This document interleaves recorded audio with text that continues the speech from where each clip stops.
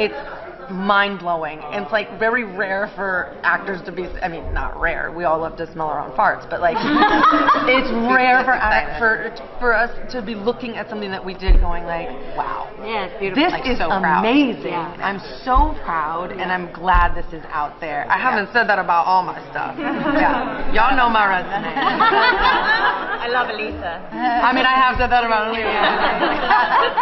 Alita Army. What's up, Army?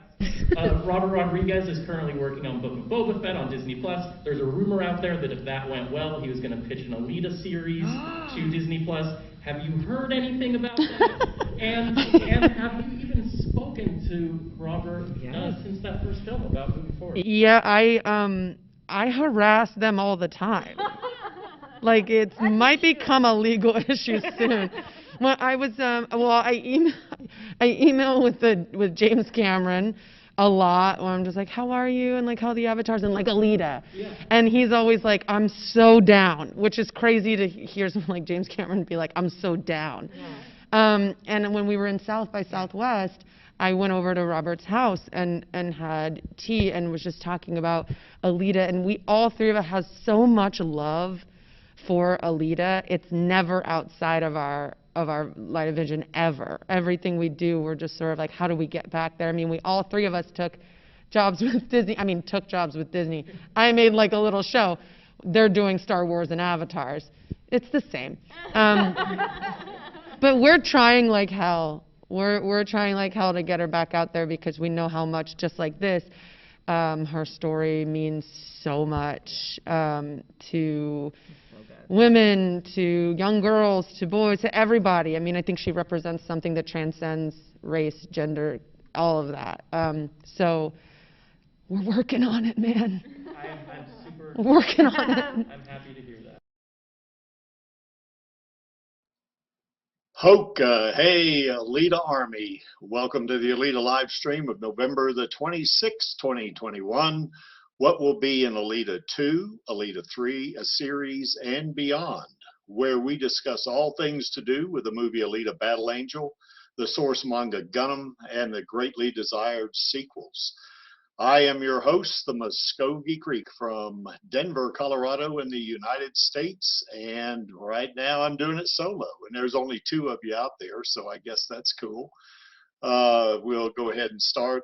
There'll be a couple others coming along. It seems like they are always late, but that's okay. And Lee Lemon, I see you're out there, so howdy. So what we want to talk about here is, kind of, what could be, and none of us on this podcast or live stream or whatever, we don't have any kind of inside information. We're not directly connected to Alita Battle Angel, except for being avid fans and advocates, of course. But what could be in these things? I guess that's the main topic that we want to kind of go over here.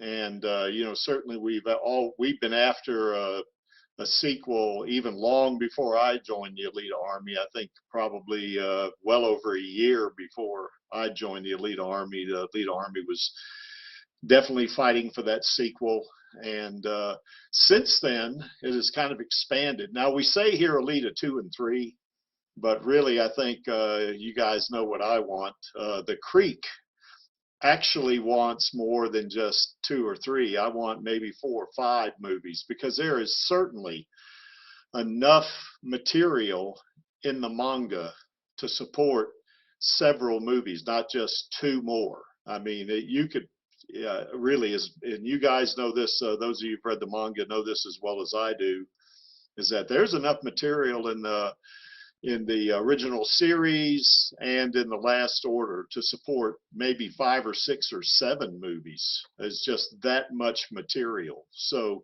but we're really going to focus on, I guess, a sequel and maybe a trilogy for the most part, but we'll probably dabble a little bit in a couple of movies after that.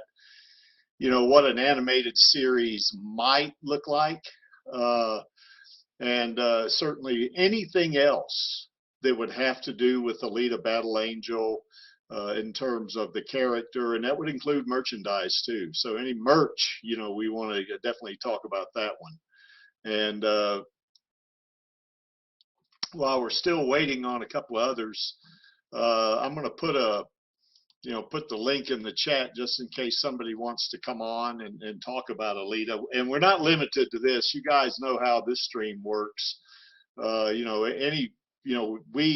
go into a lot of different topics. It's not just just what the main topic is, for sure. We're not that organized like the Radio Chaos stream is. They're pretty organized, compared to us, So, but anyway, we definitely, want to talk about our favorite cyborg girl.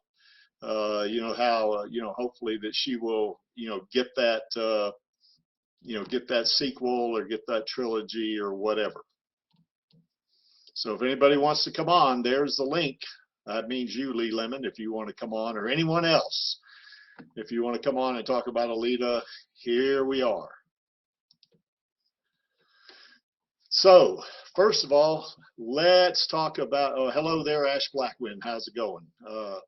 Let's talk about a sequel first, because I think that's what most of us have been, or not most of us, damn near all of us have been wanting, from the movie Alita Battle Angel. We definitely, at least want a sequel. The Creek definitely at least wants a sequel.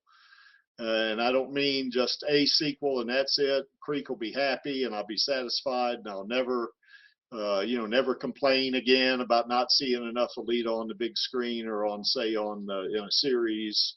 I will complain. I will definitely complain because the Creek wants many different movies. But in terms of Alita being a character in the sequel, there are certainly, we saw in the movie 3 bodies. We definitely saw the doll body, we saw the berserker body, and we saw the motorball body. So, and I think this body that you see here, this may be the tuned body. I'm not real sure about that because I can't see enough detail on it on this. It's kind of like a poster, for an additional, kind of a movie or a promotion for a movie or something like that. But my guess would be that this is the tuned body, but who knows? It could be the berserker body that's been upgraded, that's for sure. But I think we saw, and we've talked in several streams in the past, that in terms of the number of bodies that Alita has, is that I think there was a I think that trivia contest that Radio Chaos had about 6 weeks ago or so. I think we came up with 10 bodies is how many bodies it was, but I'd have to go back all the way through the manga and start counting them up again to be absolutely sure. And that didn't count her bodies in terms of when she was a little girl, when she was actually on Mars. So anyway, she was in, certainly, several bodies. She was in a body that she was actually training for in the Mars Chronicles. And when she was in the military, she was in a berserker body, when she got captured, I guess. But I think, okay, Lee, it says your mic's not working. No idea what that problem is. Yeah, I think that's one of those things that you have to click on it that allows the browser, I guess, to pick up your mic. I think you have to kind of register your mic with a browser or something. I don't know how to do that, so or else I'd tell you.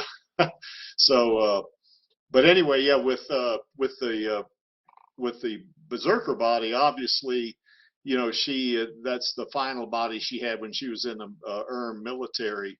Before that, she was kind of in a titanium kind of a I don't know what other kind of alloy they would have, but she was trained in another cyborg body and then transferred over to a berserker body eventually. Hello, Lee Lemon. Howdy. How are you doing? I'm doing okay. How are you? Real good, real good. So Before we get back to this, Lee, tell us a little bit about yourself. You know, what country are you in? You don't have to give us your exact location, of course, but just a little bit about you personally. Well, I live, I think about an hour and a half south of you, actually, south of Colorado Oh, Springs. oh, wow. You're down there near Pueblo then, aren't you? Yeah, just a little bit close to there. Yeah, I About guess. So we got another Coloradan there. It's a you know, Alita Army member there. You know, with Do Not Stand By and Alita Rave. You know, so I guess we got a formidable presence in Colorado, don't we? seems so. Yeah, yeah. So anyway, I actually, I guess last year, I guess it was late last year, I actually competed in a powerlifting event in Pueblo. You know, and that was Pueblo's a neat little town, you know, kind of cool. I guess, or the locals would call it Pueblo, I guess. But when it's supposed to be Pueblo, they call it Pueblo, you know.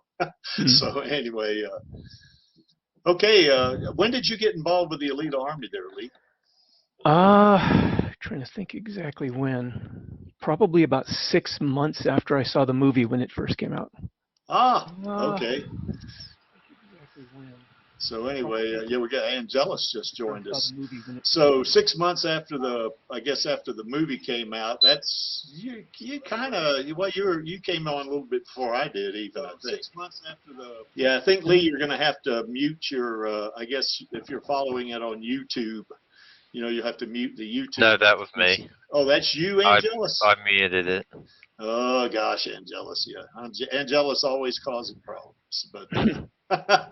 So anyway, yeah, Angelus, we got Lee Lemon on. He decided to jump on. You know, maybe, hopefully, Lee, you weren't feeling sorry for me because I can talk about Alita in my sleep, for that matter. So it's not. I think one day Jay and I's Day jumped on because he felt bad for me for being the only one on, but it was okay, really. I can talk about Alita anytime, you know. No, I've been thinking about coming on for the last few streams now. I finally got the courage to do it. Yeah, it's nothing to it, man. We're all friends here. You know, we just love talking about Alita, and you know that's the only requisite for getting on here. Jump on, you know. We'll definitely have a chat about it, you know. And Angelus, Yes. how's it going down there in Brisbane, in Queensland, Australia? How's that going? I was about to say Brisbane, Colorado, and I think, wait a second, that's not right.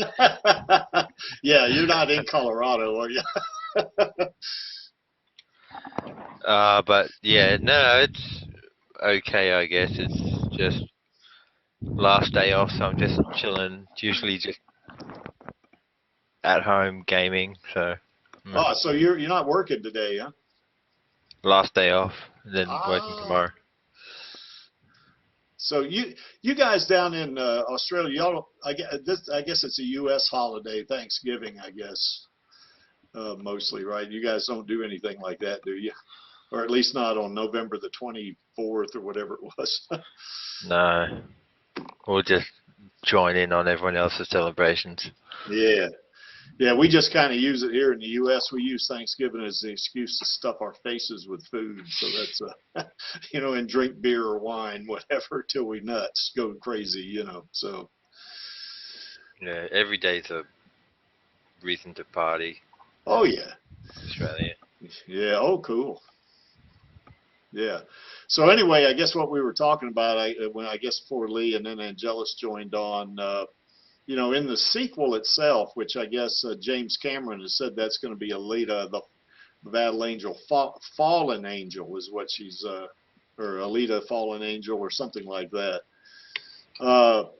What do you guys think, Lee? What is it do you think that you think we're going to see in a sequel with Alita? And there's some talking points there you can kind of look at and you can expound on, or you can add something to it if you want. So just kind of what do you feel is going to be in a sequel? I really couldn't even begin to guess, but I would hope to see some more of the Motorball and maybe a bit of the Badlands arc, at least maybe the start of it. Yeah. Yeah, that's why that last bullet I got down there, you know, if you put all the Badlands art, Motorball, and the Zerker Pan art, That's going to be a 4-hour movie, so that's not going to work. You know, so they'll probably have to split that up. But you definitely want to see Motorball, right? I certainly wouldn't mind seeing a little bit more of it. Yeah. Yeah, you know, I guess what I would like to see in it is how she got through the second league. You know, I'd like to see some of her competitions, you know, about how she, you know, evidently in the way the movie was set up, and I guess the way, you know, it's portrayed in the manga, she pretty much zips through the second league. She doesn't have any trouble, you know, with that. It's only when she gets in the Champions League where it gets to be, or the first league is when it gets to be a challenge for her, you know. So, and then of course she has that competition against Joshigan, you know, which is, you know, he's the Motorball champ, you know, as they would say, or the best. So, what do you think, Angelus? What do you think's going to be in a sequel? More cyber bodies. Oh yeah. And just, I guess, the different takes that Rodriguez and Cameron would have. Because, I mean, they stayed pretty, like obviously she had, well, in terms of phases, she had what you would call the doll body in the manga. Yeah. She had the berserker body in the manga, but obviously the design and aesthetics were different. Yeah. So but the Motorball body, for example, kept fairly close to the manga, at least in the sense that, you know, she's got the reverse blades, but obviously, you know, they ended up just stick the Damascus blade in there because, you know, yeah, that's right. He's cybernetic and it just works out that way. So I'm interested to see their take on, like I said, the various cyber bodies, and especially in with their tuned body as well. So cool, yeah. And welcome Maxie from near Sydney in New South Wales, Australia. See, I got it right, Maxie. Maxie Pad is where I live. All right. Yeah, Maxie's. That's my pad. So how's it going, Maxie? Oh yeah, trying to wake up. The usual. That's right. Actually had almost the right amount of sleep today, except bloody cats keep waking me up. Selfish little bastards that they are. Yeah, my dog doesn't do that to me. He doesn't wake me up like that, you know. Except sometimes if I hear him about to throw up, then that wakes me up, you know. Yeah. Got to get down there and get to him before he does that, you know. Oh, so, cats? Yeah. No, I have the I've got some cats for you here. There's a cat right there. Yeah, that cat. I can live with that cat. I could keep that cat. That's all good. Oh, I guess what I said didn't come out right. I said I could live with that cat. Oh, I meant was I could handle. Well, no, I can't handle that cat. I mean, I love that cat. You know. She has that effect on all of us. That's like trying to hug a leopard, man. You're taking your life in your hands. Yeah, and I'm.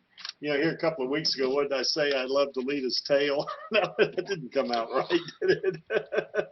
You know, in that cat Lita body, you know. So, so anyway, Maxie, I guess you know, I asked Lee, and we have Lee Lemon on too. He just jumped on here to talk to us, you know. So we got a new Alita Army celebrity, you know, on our streams. So now, celebrities. Yeah, that's us. You know, so you're a celebrity, Lee, really? News to me. I figured as much.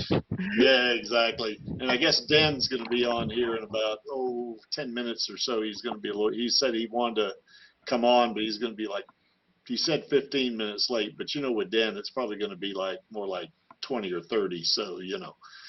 Or he mightn't show up at all, which is what he does most of the time on which he does, Radio Chaos. That's right. He says, I'll come on, and he doesn't. So, yeah.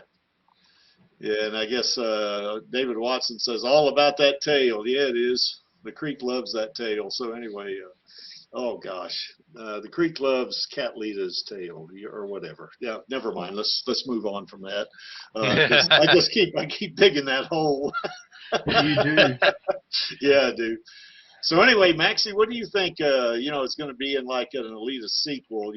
What do you think is a good chance? Because you seem to have a pretty good handle on, what. Well, yeah. I mean, I've got my plans that I still need to get on with for my fanfic.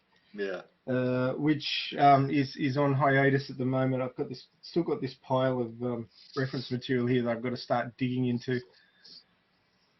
And hopefully I can get over the hump of getting that started. And it's just one freaking chapter. I mean, I've got to write a big motorball Finale. race. Yeah. No, it's not the finale. It's just the next race.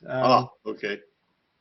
It's basically going to be a modified version of what's in the manga, where she goes up against Jashigan. Crimson Wind. Oh, Crimson Wind. Yes. Oh, yes. Jashigan isn't in this race because, actually no. Well, actually, you know because you've read at least enough of that to know that Jashigan's not playing at the moment in my version of the second movie, because he's off having his brain modified. Yeah, that's right. Yep, he's on, as they would say in baseball, Major League Baseball vernacular, he's on the injured reserve list. So he's not active at this point. So yeah, exactly. Yeah, well, the reason I did that was because it's pretty obvious that he's not the godlike Emperor Jashigan that he is in the manga during the first movie. He's good, but he's not unbeatable. And basically, I wanted to sort of drag it back a little bit more to that. He's the unbeatable guy that Alita's got to go up against, and angle it more along those lines. So, bringing back in the fact that his brain was shutting down because of that injury. Yeah. Having to do something about it, putting it in the movie rather than having it happen before she meets him. So. Yeah. She fights him once to a standstill, and then he disappears for a while, and then he comes back, and well, I won't spoil anymore, but he's going to be a lot better than he was. Yeah, I think what I really like that one, and I haven't been able to read any more, but I am going to read some more. Yeah, I know, and Angelus is ahead of me too, so I can't even shame him. But I do like the way you did that. When Alita and Jashigan, were competing in that one race, and it was basically a tie, I guess, and he invited her over to stand up on the winner's podium or whatever, not podium, but the winner's stand, with him, and she was kind of, I don't want to do that, kind of thing, So that was pretty cool, I thought, and well within the keeping of the manga, I guess. So. Yeah, well, when you're it's a little bit more complicated than just retelling the manga, because they've changed a lot of things. So the dynamic is different. Yeah. And you've got to try and work that in. And it's one of those things when you're borrowing a known IP that has more than one telling and you're trying to combine them. It's sort of like, baking a cake from two different recipes, and you're trying to make it come out like a third thing, but reminiscent of both the other things. So. Yeah, it's a little bit on the tricksy side, but I feel like I'm doing a reasonably good job so far. But I think so. Yeah, it's been too many months since I released a chapter, and I've really sort of got caught up with this one chapter, and I've got to get past it because I've got other awesome races and things that Nova's doing in the background, and I've got to have things that happen in the manga start happening. So that, builds the tension and everything. I'm looking forward to it. I just got to get past this one goddamn chapter. But yeah, I basically see that there's going to be lots of stuff that happens to sort of bring it back towards what's happening in the manga with the motorball. And one thing that you said was a little bit incorrect if you were talking about the manga, and that is that she never actually plays in the pro league in the manga. She plays in the second league. She goes from third league to second league. Yeah. And she's challenged, but she ends up winning through that. Yeah. But then she challenges Jashigan. Oh, that's right. Yeah, because I guess, yeah. And he says, you know, bring 4 people with you because you're so pathetic, you need help. And she's like, right, I'm at you. And basically, he destroys all the other people she brought with her in like 4 seconds. Yeah. And then it's just him and her. That's right, yeah. because that's right, because her and Adjicutty competed for that number 99 in the manga, right? Yeah, that's right. Yeah, now I remember. Yeah, so I had that in her first race in my fanfic. I put that into the first race. It was part of the first race. So yeah, that's right. So yeah, cool. It's Well, anyway, it's all about pulling themes from the manga and building the tension and making it coherent as its own story. Yeah. So that's why I've got scenes of Nova up in Zalem. So he's not just this man behind the scenes anymore. You're starting to see what he's up to, and you're starting to see that not everything is. He's in control, but he's not totally in control. There's other forces working against him up there. So it's not as cut and dried as it feels in the first movie. Yeah. Anyway, folks, there's the link to Maxie's fanfic. You know, you can just click on that and take you right over there. Yeah, I mean, it's a good read. Everybody should read it. You know, what Creaky has read has been very enjoyable. You know, I've gotten through 7 chapters, I think. So, yeah, it's very enjoyable. You know, and Cinesanity says, hey, what if they use the fanfic for a sequel? Well, you know what? That's what Maxie's trying to do. He's trying to egg them on to do that sequel. So he's kind of giving them a good start, I think. So. Well, I've got too much already. I mean, I'm not even. I've got 57,000 words, and I'm not through the first arc yet. So it would have to be a severely edited down version if they use my stuff. Yeah, exactly. So. But still, I have plans to move forward to bring in the Zerkapan arc across the end of the Motorball arc.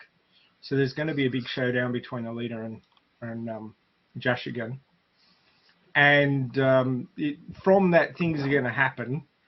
And in the middle of that, Zerkapan's going to show up. And I'm going to put in something that wasn't in any of the other tellings, because that's what sort of happened with the movie, the first movie, that they put their own stuff in, like Nova being in charge of Zalem, which he's not. Yeah. But I've also put things in there to bring things a little bit back towards the manga so that I can use it more directly.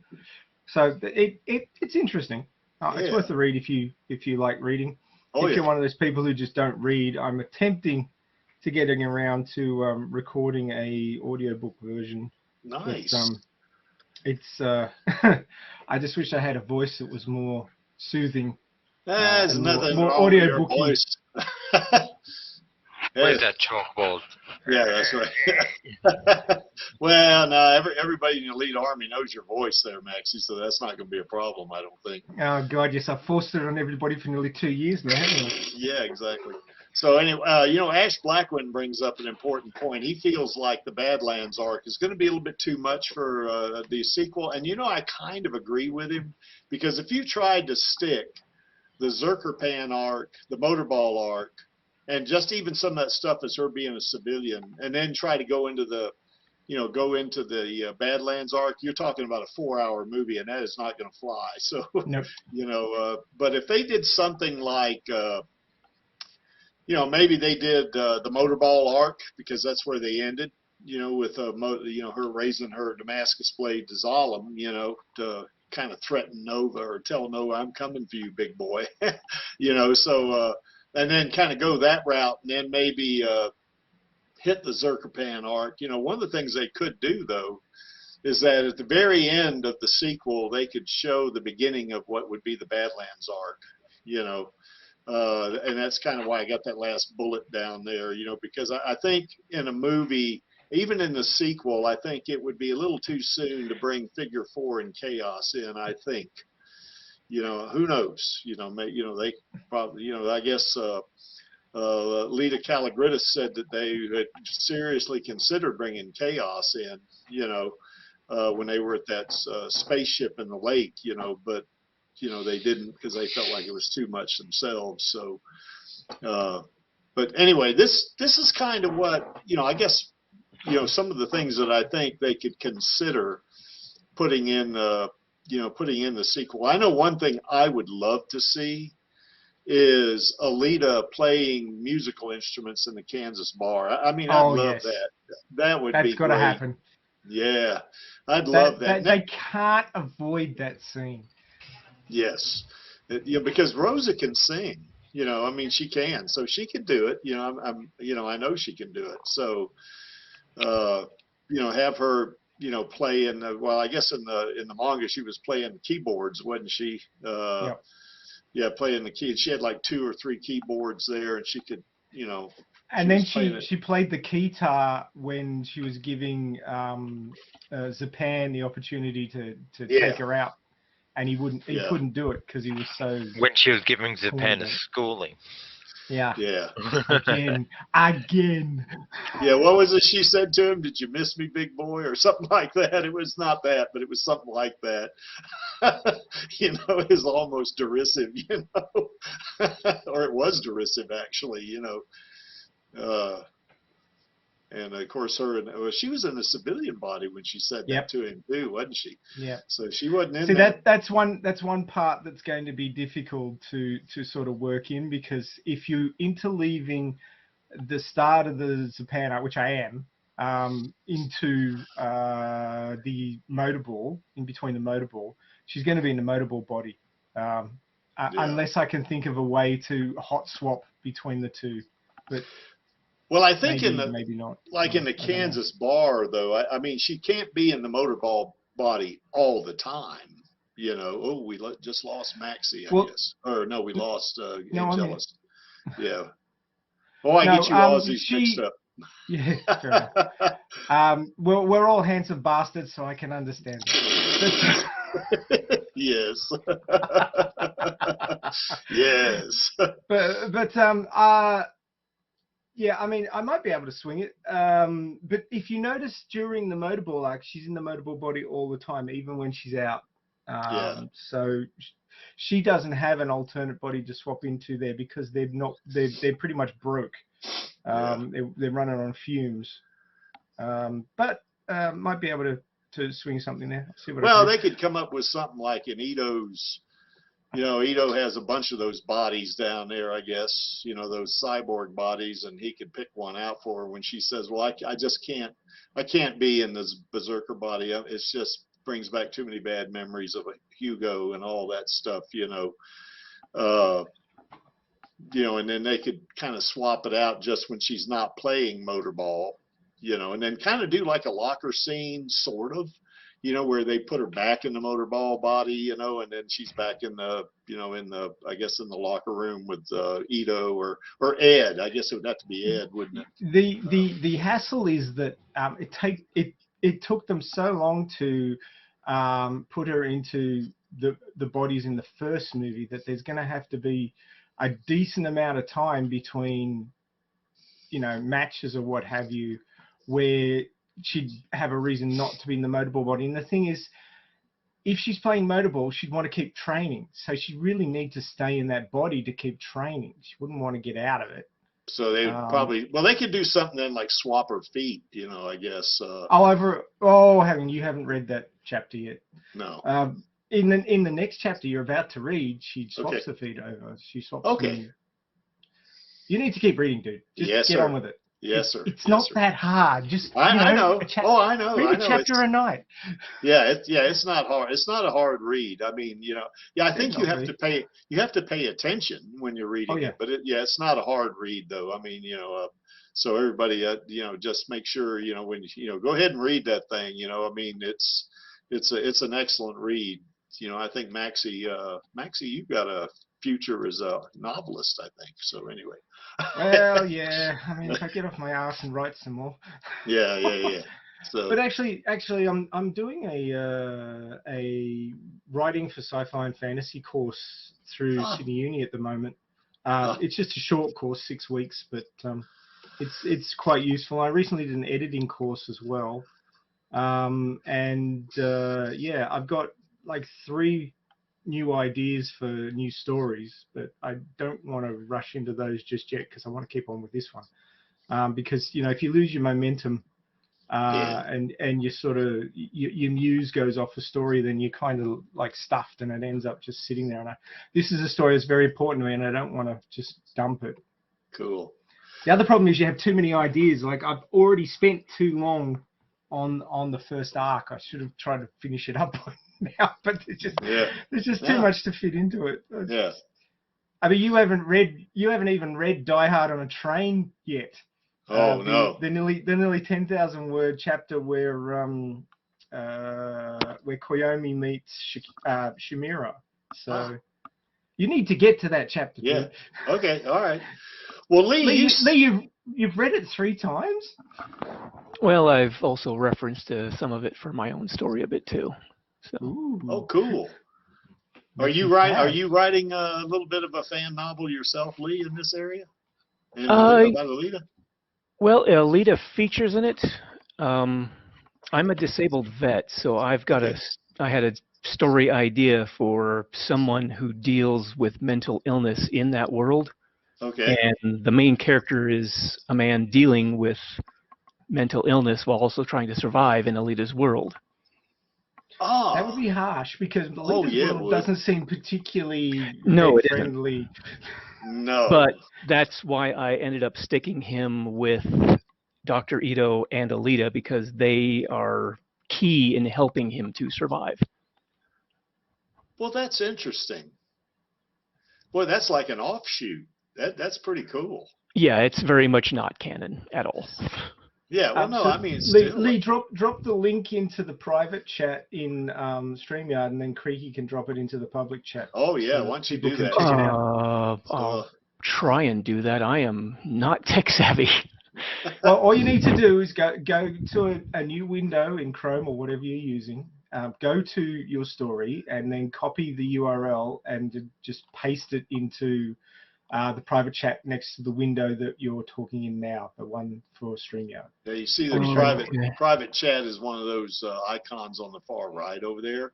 You just click on that, and then you put it in a post, and you post it, and then I'll pick it up, and then I'll put it out there for folks to read. So they'll have 2 fanfics to read. So well, a word of warning: it is not as nearly as action-packed. It's mostly this guy dealing with mental illness, so it's a bit more introspective.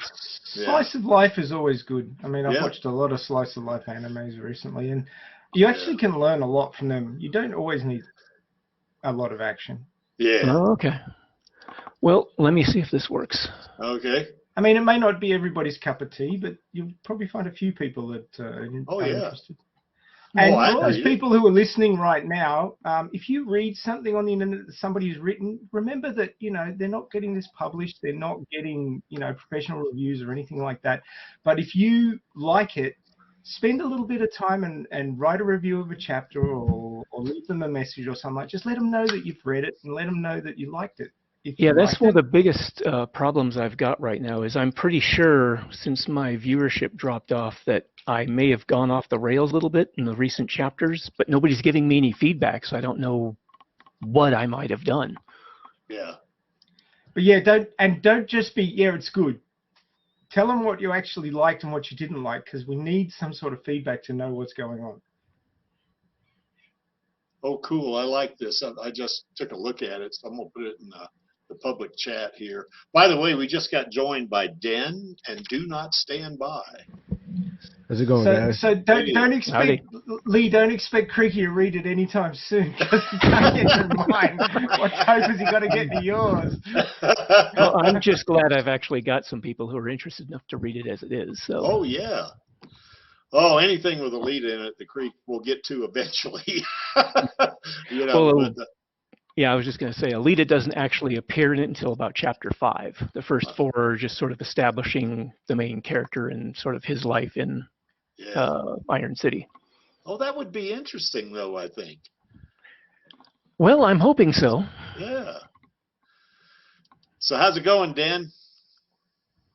Pretty good. How about you? Sorry, Oh, real good. No, no problem. No problem. Yeah. And do not stand by. What's happening with you? What's happening up there in Arvada? Yeah, it's been a busy couple of weeks. A lot of people contacting our neighborhood about the CNN story. So nice. hopefully we get a lot of people interested in our neighborhood, and then I can direct them to the 3D movie theater showings for Alita outside. Hopefully we can get that started up again in spring of next year. Cool. By the way, do not stand by. We got 3 Coloradans on this, or as they say here, Coloradans. We got 3 Coloradans on the stream today. You and Lee Lemon and myself. So. Oh, very nice, Lee. Yeah. You definitely have to come to my neighborhood to watch Alita Battle Angel in 3D outside. Oh man, it's great. Wouldn't mind that. Yeah, and he's south of he's, as they say around here, Colo Spigs. He's south of Colorado Springs, you know. So, but it sounds like I got somebody else I can invite now to the Denver branch of the Kansas Bar, you know. So, you know, we can definitely. So, you know, we'll be able to watch Alita on my big screen TV, you know, and you know, I've got the I guess the IMAX version, thanks to Maxie. And certainly wouldn't mind. Yeah, and then we can have a drink at the Kansas Bar. So you know that'd be kind of cool, I think. And then of course invite Alita Rave too. He's up in Fort Collins. So gosh, we got 4 Coloradans. Alita Rave's been very busy recently. I've been trying to get a hold of him for Radio Chaos, and he's like, "Sorry, I would really love to, but life's not being."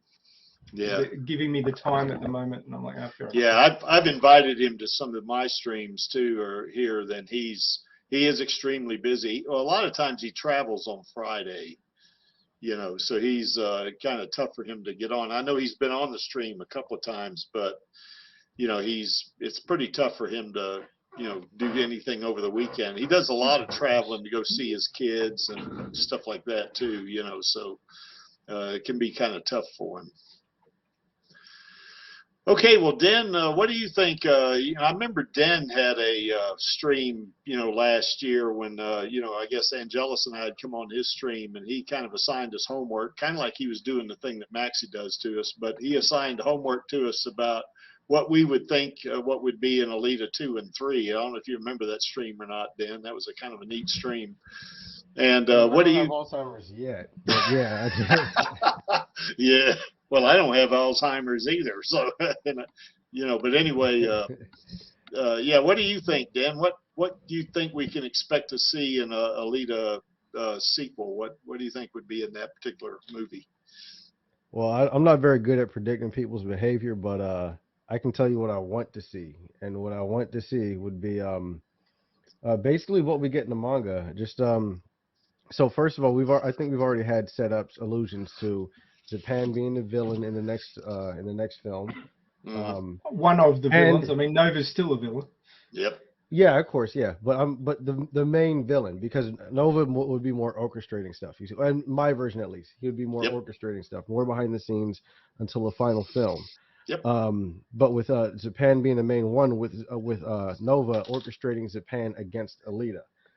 So Alita, for most of the film, is going to think that Josh Gunn is going to be her major opponent for the film, but really that's just going to be the A plot, and then with the B plot, Japan's fall from grace. What I said on Twitter a couple of years ago was like a Joker style fall from grace. Of course, not that gritty because we're shooting for a PG-13, but something like that. You know, you're seeing some of his plight, some of his downfalls. And by the way, that tweet I made was liked by Ed Screen himself. So I'm oh, still nice. I'm still holding that as one of my crowning achievements. But, nice. Yes, that is nice. Well, Ed Skrein loved playing Japan, didn't he? I saw him in an interview. He said, "Man, I'd love to do that again." You know. Yeah. I reckon he would get his teeth into Berserker Pants, something shocking. I reckon he'd just that's what I'm hoping for. Yeah. That's exactly what I'm hoping for. So it would be kind of like the A plot would be Alita having some kind of conflict with Ito and resolving it through her fight with Japan as the A plot of the first part of the movie, and then the B plot would be Japan's fall from grace. You know, we see that happening in the background, and eventually their paths converge through Dog Guy because he has to come back. Everyone loved him. That was actually one of the most talked about parts of the first movie, by the way. and then finally those plots switch, with Japan becoming the A plot and the only plot. And from there, you know, you get Berserk Japan and all that stuff. I'm not sure. I haven't resolved how I was going to get a Berserker body. Maybe you just get a different one, you know, from Nova orchestrating that.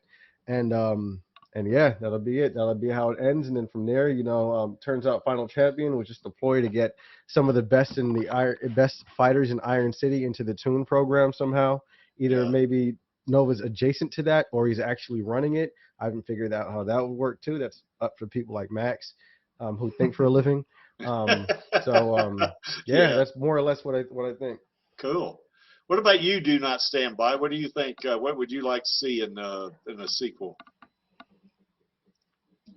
Yeah, I agree with Dan. I think that'd be great if they followed the Motorball arc along with Japan's Fall from Grace. That would be awesome. I would be really happy if they could get those arcs into the next movie. Of course, that would mean that there wouldn't be enough time to do it in 3 movies. They need to do 4 or 5 movies to be able to get all the original. That's terrible. Wouldn't that be a shame? What a shame. Yes, what a shame. We need 5 movies. Oh, so bad. I love it. So yeah, I guess we have a consensus here though among all of us. So all of us want to see the Zerkerpan art. We want to see Motorball. Well, Dan, you didn't mention Motorball. I guess you want to go into a lot of. Oh, the first part. Yeah, the first part of the movie is going to be the A plot. Would be Alita having some issues with Ito and Jashugan, and having some issues with Ito, and then thinking that Jashugan is her main protagonist. And kind of how I wanted it to be was that, spoilers somewhat for the manga, is that Ito dies before completely resolving his issues with Alita. I actually wrote this out like over a year ago, and I'm trying to go off of memory right now about what I wrote. I was drunk too, so I don't really exactly remember. But well, yeah, you brought that up in the stream that you and I and Angelus did. I think you did. Yeah, that was pretty cool. I was actually going to make an entire video on this, and then a third film, which is going to be complete speculation, because the second film will go off of what we saw in the first film, and what they threw out of the manga and what they kept from the manga, kind of like going on, trying to see what they'll do on that same path. Whereas the third film will be speculation. These were going to be videos. I am done making videos for a long time, so. Dan, I like your videos, man. You ought to at least put one out every now and then, man. I've got the one coming out probably tomorrow. It's done. I just got to fix one audio error, but other than that, it's done. It's probably coming out tomorrow, most likely. Okay. Work on that tonight. So, but other than that, but yeah, these are going to be videos. I'd written all this out, and but yeah, this is going off memory. Y'all go ahead. Okay. Yeah, well, I kind of hate you're not going to do videos. I mean, I go to even your old channels. Well, your new channel's only got one video on it. It's only like 50 seconds. So, you know, but I like going to your old channel and looking at some of those videos. You know, they're pretty nice. So I might just release old videos, you know what I mean, like 4K versions and stuff like that. And, yeah. You know. Yeah, I got some videos on my channel that were not 4K that I'm gonna remake them, 4K and then release them, because I think it looks nicer, if it's 4K videos. Oh yeah. Or IMAX. Plus, yeah. I got the new laptop that renders 4K so much quicker than the old one. Like the old one, I would literally be sitting there for like 5-6 hours, only for like one error to fuck it all up. You know what I mean? And that is very, very annoying to spend all that time just have to start again. This one, I remember sitting there waiting for your premiere, and it ended up being like 3 days late because you couldn't get it to render properly. Yeah, like those hangups were seriously bad. Just like it was mostly those animations too. Those little animations really would fuck up my computer, like completely crash it, like blue screen of death kind of shit. And then it was bad. It was so bad on that old laptop, but this new laptop is a fucking dream in comparison.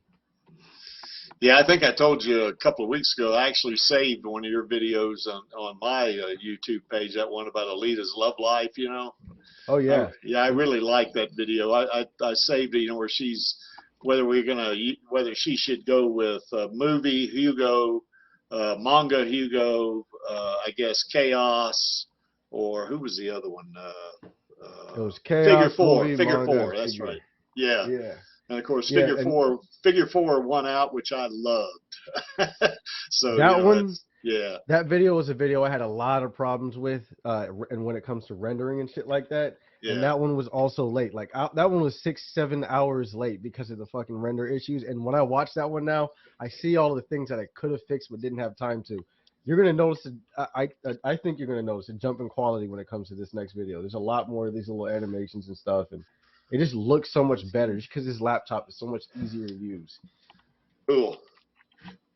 And I noticed that Dizzy's out there. What's rendering Dizzy? That's when you have an app, a video app, editing app, that it actually exports the video into MP4 or some similar for AVI or some similar format.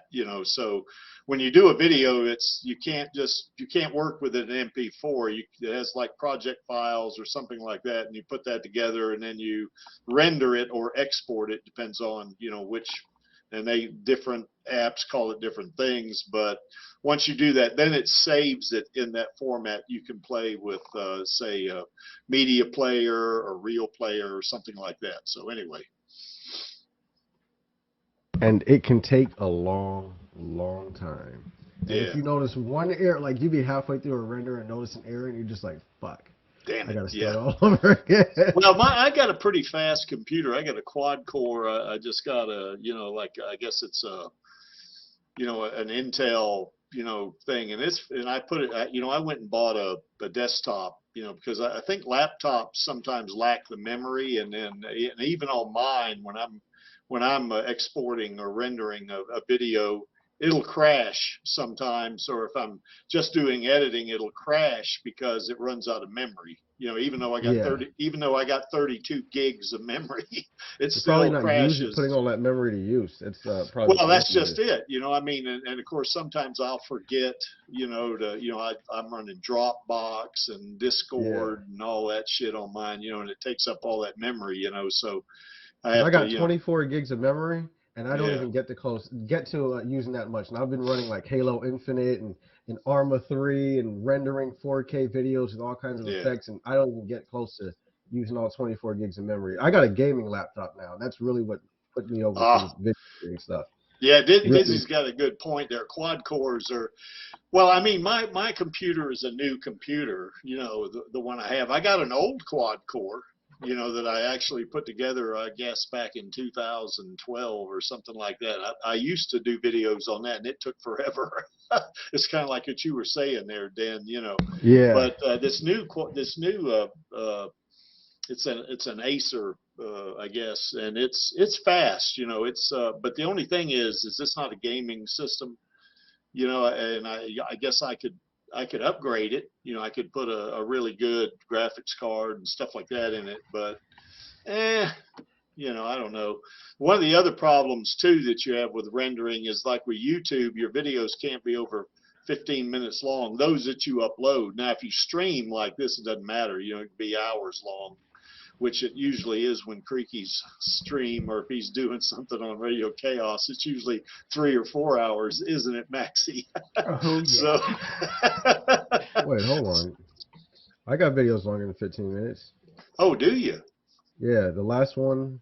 I'll have to check that out, because I've been really. Maybe you need to verify it, because I remember YouTube is always changing every year, and every time I made a different account, there's always been some sort of stupid restriction on new accounts. But maybe you need to verify or something like that. You just go check it. There's probably a setting you didn't switch. You know what I mean? Like verify your email or something like that. That will allow you to upload longer than 15 minutes. Yeah. And Sin of Sanity, I'm not sure why the system crashes. I mean, the video editor I use is a free one. It's OpenShot, Well, and, free ones often have memory leaks, and Yeah. they can just chew up all the memory and then crash. Yeah. And it doesn't You use give a video you pad, right? I do use video pads sometimes, but mostly I use OpenShot, Okay. Because video pad's not bad. It renders slower because it doesn't allow you to use your graphics card. So the one I use now allows me to use my graphics card as well as, because I got two of them. I got the Intel, I got the Nvidia, and it allows me to use the one of my choice. So that one renders quicker. But VideoPad served me well throughout all of my YouTube videos up Well, until you my new use channel. Vegas now, don't you? I use Vegas now, yeah. Yeah. But all of my old stuff, like back when I actually had like a channel that had some sort of subscribership back in the day, that was all VideoPad. Yeah, And my it brother served me used. well. Yeah, my brother uses Vegas. He loves it. You know. So Yeah, anyway, I love we're Vegas, yeah, we're way off of Alita now. So let me bring it back to our girl. You know. So. But any other thoughts about, you know, I mean, I think we all agree on what we think we would like to see in Alita 2. I think, you know, I know I would like to at least see them beginning the Badlands arc. I mean, you know, they won't be able to go through it because it'll just be way too much, particularly if they do the Zerker arc and they do the Motorball. You know, if they do those two things, that's probably going to take 3 hours. Those two guys for sure, and that's with them editing it down. You know, so how I had it was mine a 3.5 hour movie. I'm just kidding. No, a 3 hour movie, up to 3 hours, and with it ending with the shot of her on the train. You know, going to the Yellow Door chapter and everything. Perfect. Yeah, that'd be perfect. Ending her on the train, and through Figure 4's perspective, by the way. You know, as far as we know, she's dead, and then Figure's gonna see her last 5 minutes of the movie, and then I'll introduce a new character. Blah blah blah. Yeah. Well, that echoes the end of the first movie, because at the end of the first movie they introduced Nova as not just a voice coming out of other people, but actually showed him. But you didn't find out anything about him, and it was the hook. Yeah. And I feel that they could use Figure 4 in the same way. That scene on the top of the train at sunset. Yeah. They could do that as the hook, and the last line would be him introducing himself. My name's Figure 4. And the fans would just go bonkers. Yeah, and everybody else would be like, what? Especially if she was playing that harmonica, you know, that would be the coolest damn thing in movies, I think. Why is she dressed like a fucking Spartan from Halo? Like, what's going on with the leader? She looks like fucking badass now. You know what I mean? Yeah, she's and she's got that massive gun on her back, and it's like, a gun? What? Yeah. Yeah, that's right. So in that tuned body too, that'd be great. You know. So. Yeah, for sure. That's definitely that's where it ended.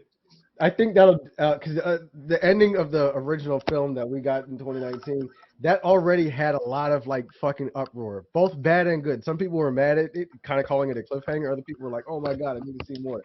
That ending that we just discussed right there would double that. Yes, that would double down. In my opinion, that would double. You got to double down. You can't just pull back. You got to double down. I completely agree. I'm responding to something here. Okay. Well, anyway, that's you know, I guess that's. Well, I think we're all in consensus. Then I think we all want to see a similar thing in the sequel.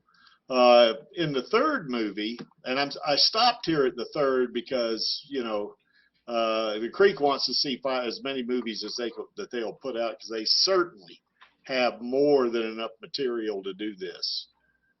But you know, I would like to see those Imaginos bodies. That's especially that Cat Lita body. I'd love to see that body with that tail, you know. But I don't know if they'll be able to get to it, you know, in the third movie. They might have to do that in the fourth movie or something like that. But of course, you know, as we mentioned at the end there of Alita 2, if they do that train scene, you know, where she meets Figure 4, you know, her being a tuned agent, you know, that would be kind of cool. You know, I mean, it'd be almost like watching a James Bond flick in a way, wouldn't it? So, you know, and no, I guess that's a subject for a future stream, I guess. But anyway, and then of course, you know, there's a lot of things you can do with it. I'm not sure they could go into all of this in Alita 3. But, you know, her going up to Zalem or Jeru, and, of course, meeting Karula and all this good stuff, you know, and then, of course, finding Nova and doing what she's got to do to him, you know, and then that zenith of all things. Now, that's not going to be in the third movie. That's going to have to be in Alita 5 or 6, you know. But I thought I'd throw it out here, you know, just in case, you know, something to give us something to talk about. So, Lee, I don't know if you fixed your audio problem yet. I don't know if you, what do you think you would like to see in Alita 3? I think at this point I'd just like to see an Alita 3. Yes, yes, indeed. What about it, Maxie? What do you think? Oh, Alita 3 would be the tuned arc Ouroboros bringing down Nova and getting to Zalem, I suspect. Yeah, that'd be a good I think they'd have to change the end of it because I think the baby bomb would be like, what? Yeah. So, yeah. Max, do you think you'd follow more of the original manga than going into Last Order's version of things? Because the way I would like to see it was kind of incorporating some of Last Order's versions, like how she fell to Earth. I like that version a little bit better, but kind of more the structure of the original one, not spending too much of the film in Zalem. You know what I mean? Yeah. No, the Zalem would be like right at the end, like the last 20 minutes tops. Yeah, yeah. It'd be kind of neat to see how Zalem, you know, the Earth's Defense Force, how they captured her, and you know, and I guess Gelda, you know, how they almost said Zelda. I was thinking of something else. You know, Zelda's a waifu too. Yeah, yeah, oh yeah, she is. But anyway, yeah, yeah, Dan, I love it when you come on. We always talk about waifus. I always love that. But anyway, yeah, how they captured Gelda and Alita, you know, and what goes on there, you know. So with that one, because, you know, they were the only two left of their whole squad or platoon or whatever, you know, that after the supply tube got cut in half, you know, by that defense ring, you know, and how they got them, you know. But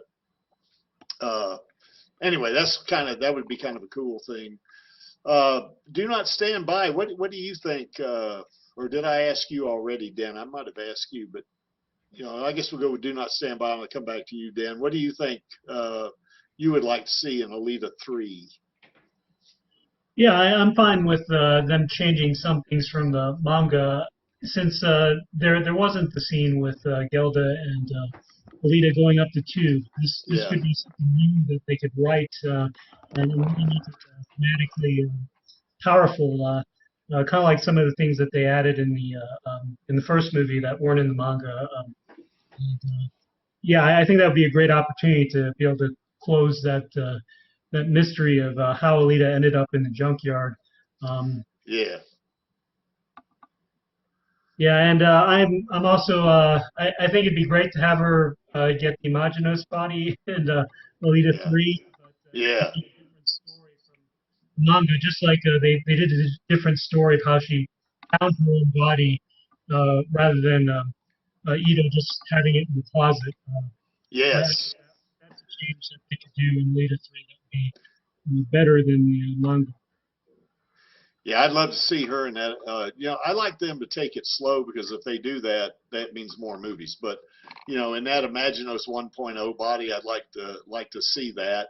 You know, that'd be the coolest thing. You know, and then of course they could go to the Imaginos 2.0 body eventually, and then go to 2.1 in the Zot. You know, if they wanted to do that, that's kind of what I'd like to see. I agree with Maxie that baby bomb thing is going to be a little bit of a. I mean, I guess it'd be a good twist at the end of I guess Alita 2 would have to be, or somewhere between that and where she gets into the, like she did in the Last Order before she gets you know, the Imaginos body, I guess, you know. But you know, I definitely want to see her in those Imaginos bodies for sure, you know. And I guess they could now you wouldn't see this in Alita 3, but you would see it in an Alita, you know, one of the, you know, 4, 5, or 6, or 7, whatever, you know, it wanted to be. When Creaky's 94 years old, it'd be Alita 10 maybe.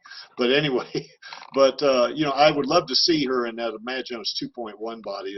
That'd be the greatest thing ever in my book, you know. So, but what do you think, Dan? I don't know if I went to you or not and asked. I might have cut you off. So if I did, I'm sorry about that. So for a third movie, like I said, I completely went off the rails. I don't remember at all what I had written down, but I kind of like the idea of what it was, so I couldn't really tell you here. But what I would like to see is actually, I think what I did was I completely just didn't use elements of the Badlands and just went into a whole bunch of other shit with the clones. I don't fucking remember, but whatever. I just know I want to see Alita in her tuned form. Yeah. And I would like to see the Imaginos as it was in the in the original manga. And the reason why I say that over the other Imaginos is because that one kind of has this it was at the end of the original manga, and it kind of has this strange pureness to it. You know what I mean? You know, her facial stuff is removed and all that stuff, so it kind of gives her like this, you know, like at the end of the movie where instead of wearing black, the hero's now wearing white kind of thing. You know what I mean? Like that kind of thing, that kind of vibe right there. So, you mean like before the retcon, right? Yeah, before the retcon, you know, from the original manga. So if we're just gonna have Zalem at the end and it doesn't get its own film going into the Zot and all that stuff, and I think that using the original manga's version of things with some things from Last Order put into it, kind of like what they did with the original film, would be the way to go. And like I said, I like the version of her how she came to Earth in Last Order a lot better. I would like to see some of that in there. And the whole film doesn't have to be in the Badlands. You know what I mean? You could do all kinds of shit with it. You know, you can have half of the movie in Zalem. I don't know. I really don't remember what I wrote, but I'm the worst person to ask about that. Well, I know in the Last Order, she spent a good period of time in Zalem, didn't she? In terms of looking for, gosh, it's been so long since I've read it. And then, looking for Lou. That's right. And then going up to Jeru after that, I guess. Yeah. You know, that, gosh almighty, there's some more movies there. So, you know, just there's a whole miniseries. There's a whole anime they can do. And that's why I keep harping on the anime, because I'm not saying I don't want to see a movie. Yes, I want to see the next two films, which is why I spent so much time writing what I think we would see in them. But I really, really would be super enthusiastic about a well-done anime from Japan. I really don't want to see Kevin Smith touch this fucking shit, or whoever made Cowboy Bebop. Stay fucking far away from it, okay? A well-made anime, faithful to the manga. Because the thing about it is the films are looking for a general audience, which is why they're PG-13. You know, same thing done with horror movies. You know, you want the teenagers to come in on Friday night. But an anime can go all the way with, you know, with the shit that Kishiro put in there. You know what I mean? I was catching up on the latest Mars Chronicles chapters, and I'm like, man, this looks a lot like fucking Malignant. Like I said that Kishiro, that would be a movie that Kishiro would have made if he had an unlimited budget and was able to do whatever he wanted. This looks a lot like fucking Malignant. Like, this is not something that you would see in a PG-13 film. I would just love to see that in an anime. Yeah. Well, you know, we're going to talk about the series, I guess, on the next slide, you know, but yeah, I agree with you. That'd be great. You know, I kind of like that. Well, I like all three of the Imaginos bodies, you know, I mean, because they're so powerful, I guess, and maybe that's what attracts me to it a lot, you know, but yeah, all three of those bodies are just insanely OP, you know, and I, you know, it's going to be a challenge for the writers, because I know in superhero movies, you get an OP, you know, superhero, and they don't know what to do with them. You know, they, you know, it's like Superman the Flash. And Dragon Ball. Well, Superman and Dragon Ball handle it really well. Oh, they yeah, just make they the do. OP character disappear for like half of the fucking series, and then come out at the end. You know what I mean? And if you look at Last Order, Alita's gone for a lot of it. Like, she's not the main focus for a lot of chapters in that manga. You know what I mean? So I think that'll work just fine. Yeah, and the fact too that Karula is a vampire. You know, I love vampire movies. I really love those Blade movies. You know, they're pretty good. You know, I mean, I enjoy them a lot. And you know, Wesley Snipes is cool. Yeah. Well, you know, I guess you know, you know, gosh, the guy that played Vector 9, his name is escaping me. Mahershala Ali. Yeah, Mahershala Ali. Yeah, he's supposed to be in the new Blade movie, and I'm He is Blade. Yeah, I want to see him jacked. You know, but he's been in a movie where he's been jacked before. He was in that movie Predators, you know, with you know, had several, he was in that movie, and he was big. You know, I mean, he wasn't fat. I mean, he was, you know, he was looked like he was power lifter big, you know, to me, you know. He played a mercenary and stuff like that, you know, with Adrian Brody, and I guess there was a couple, I can't remember the name of the woman now, but, you know, and there was several others. I think, oh gosh, Danny Trio was in it, and, you know, some others. Yeah. And, that was a good movie, I thought. And Mahershala Ali, he was a big guy, man. I mean, he looked strong too, you know, so he can definitely pull that off, I think. You know, I'm just curious, because Wesley Snipes has that 90s action like camp to him, you know what I mean, that I really like. that works really well in the comic book movie, because it's not like the Marvel snark that you see now. That's just, I don't know.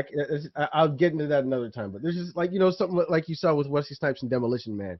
Plus, Wesley Snipes is a legitimate martial artist, and he makes some of these action scenes look really good. Like look at Demolition Man again. I'll bring that up again. I made my wife watch that recently.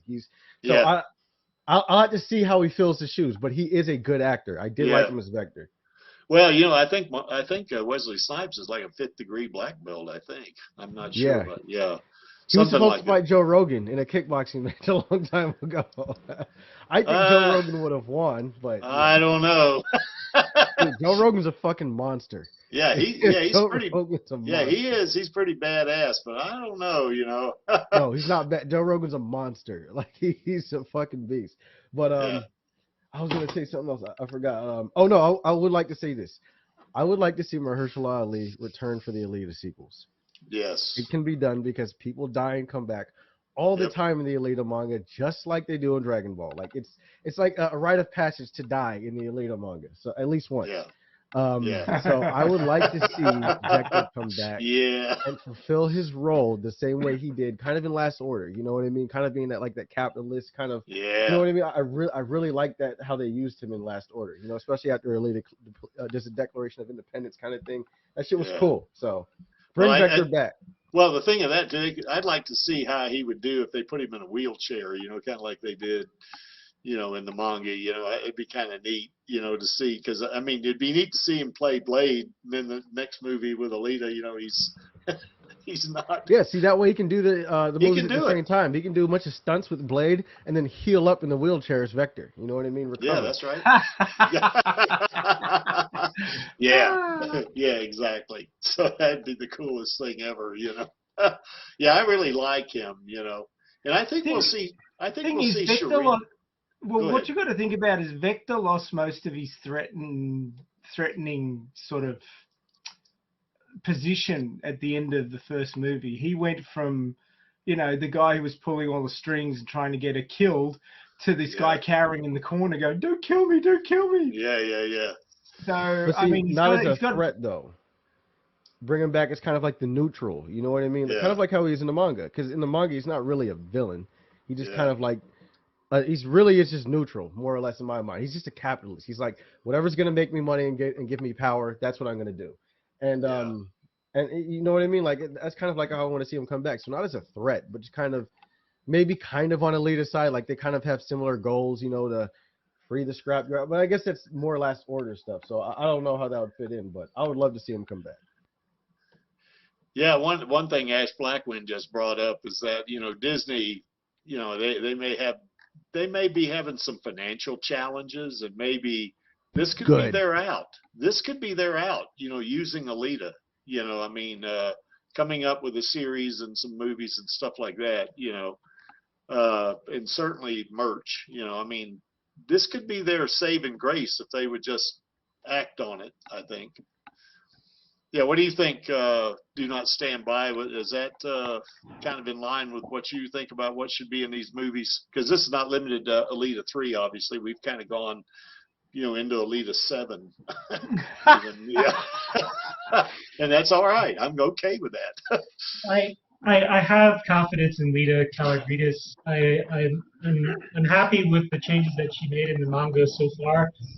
I'm fine with her having some creative freedom to do some things to make the movie story even more powerful than the manga. So I'm good with the third movie deviating somewhat from the manga, and maybe going even a different path than both Last Order and the original 9 volumes. Yeah, as long as they stay true to the spirit, that's the main thing. I mean, they got to make changes. They just have to do it. For one thing, if you were to actually put movies together that mirrored the manga, it'd be like 20 movies. You just couldn't do it. So you just have to. I mean, nobody's going to make 20 movies. Although I guess Star Wars is well on the way, isn't it? So, but I agree with that take. You know what I mean? You can have some, and that's why I really want an anime. You know what I mean? I would like to have different verses of Alita. You know what I mean? Different cinematic verses or whatever you call it. You know what I mean? So there's just a lot of material out there to enjoy. And if you don't enjoy the gritty nature of the manga or the anime, then you can go watch the film series. And then, you know, if you want to experience one type of game, you know, you got your multiplayer motorball game, and then you can go to your RPG game that kind of goes on its own story, just like Martial Memory did. You know what I mean? Like, I would like to have different, diverse ways to experience this franchise. You know, that would be awesome. Yeah, we, you know, I think in one stream we even talked about if Robert Rodriguez for some reason couldn't do Alita, which he does definitely want to do Alita, you know, because he's going to go to Disney and say, hey guys, come on, let's do another one, you know, after Boba Fett next month, you know, becomes a success. But you know, I just think that, you know, if he can't do it for some reason, I've conjectured that maybe Rob Zombie would be somebody that might, you know, because he would make it dark like the manga. You know what I mean? Now it wouldn't be PG-13, obviously. You know. No, so I say not Rob Zombie. I say we go to Robert Rodriguez. If you want a dark Alita, Robert Rodriguez, old friend Quentin Tarantino, because Quentin Tarantino likes anime and manga, and they've worked together before and shit that. Because like I said, the Alita franchise kind of touches on everything. Like, you know, there's vampires and war and fucking all kinds of shit in there. There's Halo shit, like there's everything. You know, there's a little Dragon Ball, everything. So I think Quentin Tarantino would be perfect for it. I mean, just watch Dusk Till Dawn. You know, a Quentin Rodriguez collaboration on an R-rated Alita project would be fucking fun to me. I would love it. Yeah, it would be. I love that From Dusk Till Dawn. That because I like vampires. You know, I guess that's the main thing for me. You know, and it was kind of a neat thing. I like that Cheech Marin had two parts in that too. That was funny. You know, that was really kind of cool. You know, so. After we first saw Alita Battle Angel, I had to show my wife that movie because she had no idea. I don't think she even. I think what it was she didn't really know who Robert Rodriguez was outside of Spy Kids.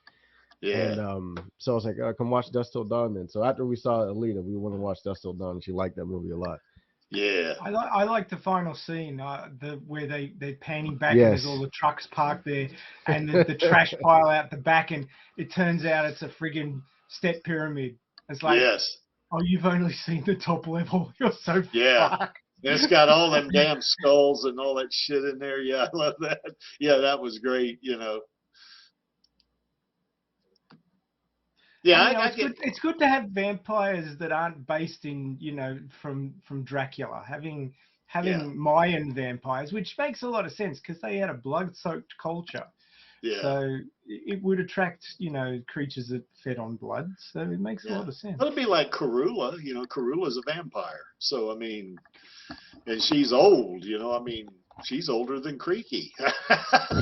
Is that possible? Well, I'm not sure she's older than me. Wait, I got to think about that. But anyway, but no, that'd be the coolest thing if they worked a vampire arc of sorts or a mini arc, you know, with Karula in it, you know, and maybe even with a flashback of her in Victor, not Vector, but Victor, you know, the guy that she was kind of chumming around with there for a while. She ended up killing him, I think, in the manga, from what I remember. But anyway, Victor Byron. Yeah. All that stuff was actually really cool, especially that scene where she pukes up her reproductive system. That was a little bit metal. that one right there. I had those were mental images I didn't need to see or hear about. Kishiro has no chill. Like, that guy does not give a fuck. He'll put anything in his manga. Like, now they wouldn't be able to put that in the movie. No. Hell no. But that was quite shocking, actually. I think was the word I would choose to use it. But Ash Blackwing, I'm not sure Tarantino retired. Did he? Dan, you brought up? He was talking about he only had one or two more movies that he wanted to make, and then he was going to retire. He was trying to get an R-rated Star Trek movie off the ground, but it didn't happen yet. So I don't think he's retired, but he's talked about it. Yeah. Well, he could probably do an R-rated Alita if Rob Rod doesn't want it, if he can't do it for some reason. So. Rob Rod will make the time. Yes, he will. Alita is his best performing movie that he's ever made. Of course he wants to make a sequel. Absolutely. Yeah, I think that you can't disconnect Alita from Robert Rodriguez if you're going to put Quentin Tarantino in it. Like, if it's, that would have to be like their next collaboration right there. Would be an R-rated Alita movie. Like, that's just too perfect. It writes itself. Yeah, especially when you look at what the Japan arc is. Yes. And Motorball. It's pretty violent, you know? Yeah. Well, they could clean up the Motorball thing. They could do that kind of like they did in the movie, you know. But, yeah, the Japan arc, they could go off the end with that one, you know, for sure. So, anyway, guys, I put the link to the chat back out there, so you know, or the link to the stream back in the chat. So if you want to jump on with us, you can. Hey, Craigie, didn't you do a video recently with the song Dragula from Rob Zombie with images? Yes, I did. I'd love to see Motorball played with that playing in the background. Yeah, that'd be kind of neat. Yeah, I kind of didn't think about it, you know, and then all of a sudden I heard Dragula, you know, I guess I saw it on YouTube and played it, and I went, oh my God, that'd be great with Motorball. So I put together that video right there, you know. Because sometimes you get to the point when you do these videos, coming up with ideas, you know, when you got all these videos and you don't want to repeat anything, you know, and you go, gosh, what can I do now? And then I was just happened to be playing, you know, I think it was like a playlist or something like that, and Rob Zombie came up and I went, oh my God. So I think on the Radio Chaos stream last week, I said I was really proud of that video, which I am. You know, that was, you know, I kind of enjoyed putting that together, and I've watched it like 3 times because I just love the song, you know, for one thing. Of course, anything with Alita, I'm going to love it, you know.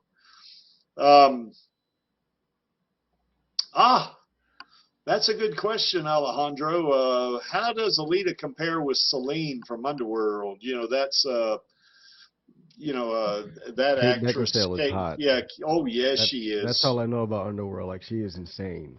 Yeah, Kate Beckinsale. Oh, yeah, she's a hottie. That's for sure. How does she compare? Well, I'm not sure. I mean, I think they're both great fighters. I guess you could put it like that. But you know, they're totally different characters. You know, Celine's a vampire and Alita's a cyborg. So, you know, I'm not sure how much comparison there is between them. You know, but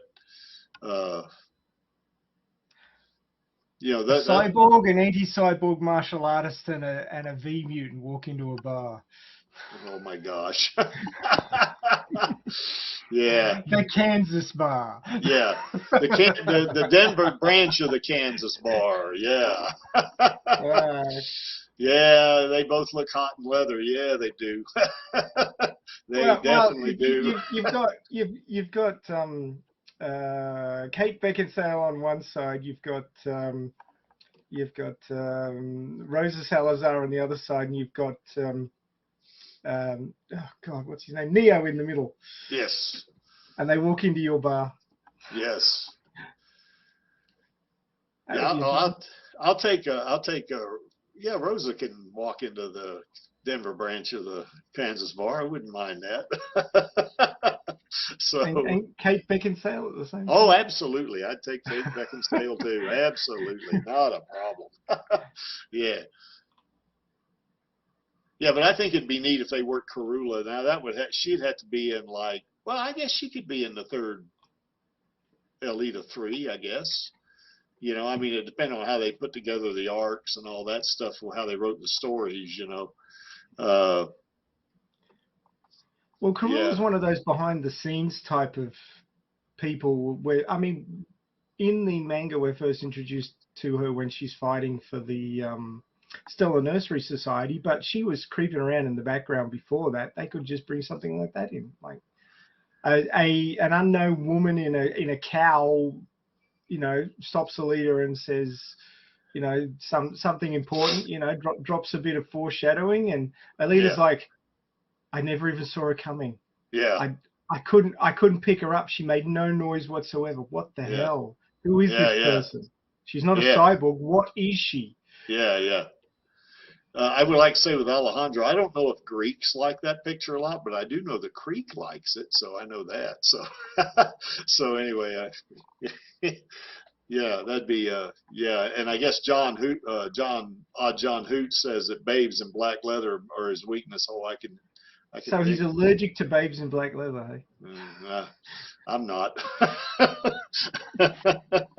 So anyway, and we'll leave that where it is. So so what do y'all think about the Zot? Do not stand by. I mean, I know we've talked about that a little bit too. What do you think about the Zot? What movie? That'd have to be in like a later movie, I think. I kind of feel like the first arc of Alita is good for movies. Certainly, we could have 3 or 4 to get through the whole story, Yeah. and it could set up leading into an anime for the Zot, because I think the Zot reminds me a lot of Dragon Ball, and I Yes. think that if you ran the Zot as a really good anime, like that 2D 3D combo art style with the really bright eyes and you know the different colored hair and everything, and got it done in Japan, got it done well. Yeah. The Zot could be just a fantastic anime, and it could really draw people. I mean, obviously in Japan it would be, you know, on late night TV, and it would be, you know, pretty high rate, maybe R18 plus, who knows? But then, you know, when it comes to America, it could be on Disney Plus's mature section, and the movies would then lead into that. And I think that would be really good. Like, you could have 4 or 5 seasons of the Zot, because there's so much detail in it and all the stuff going on in the background. Yeah. I reckon they could do a really, really good job of it. Yeah, I'd love to see the Zot. But what do you think? Do not stand by.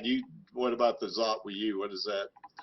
Yeah, I agree. I think the Zot probably is better lending itself to an anime series, especially since a lot of it is not about Alita.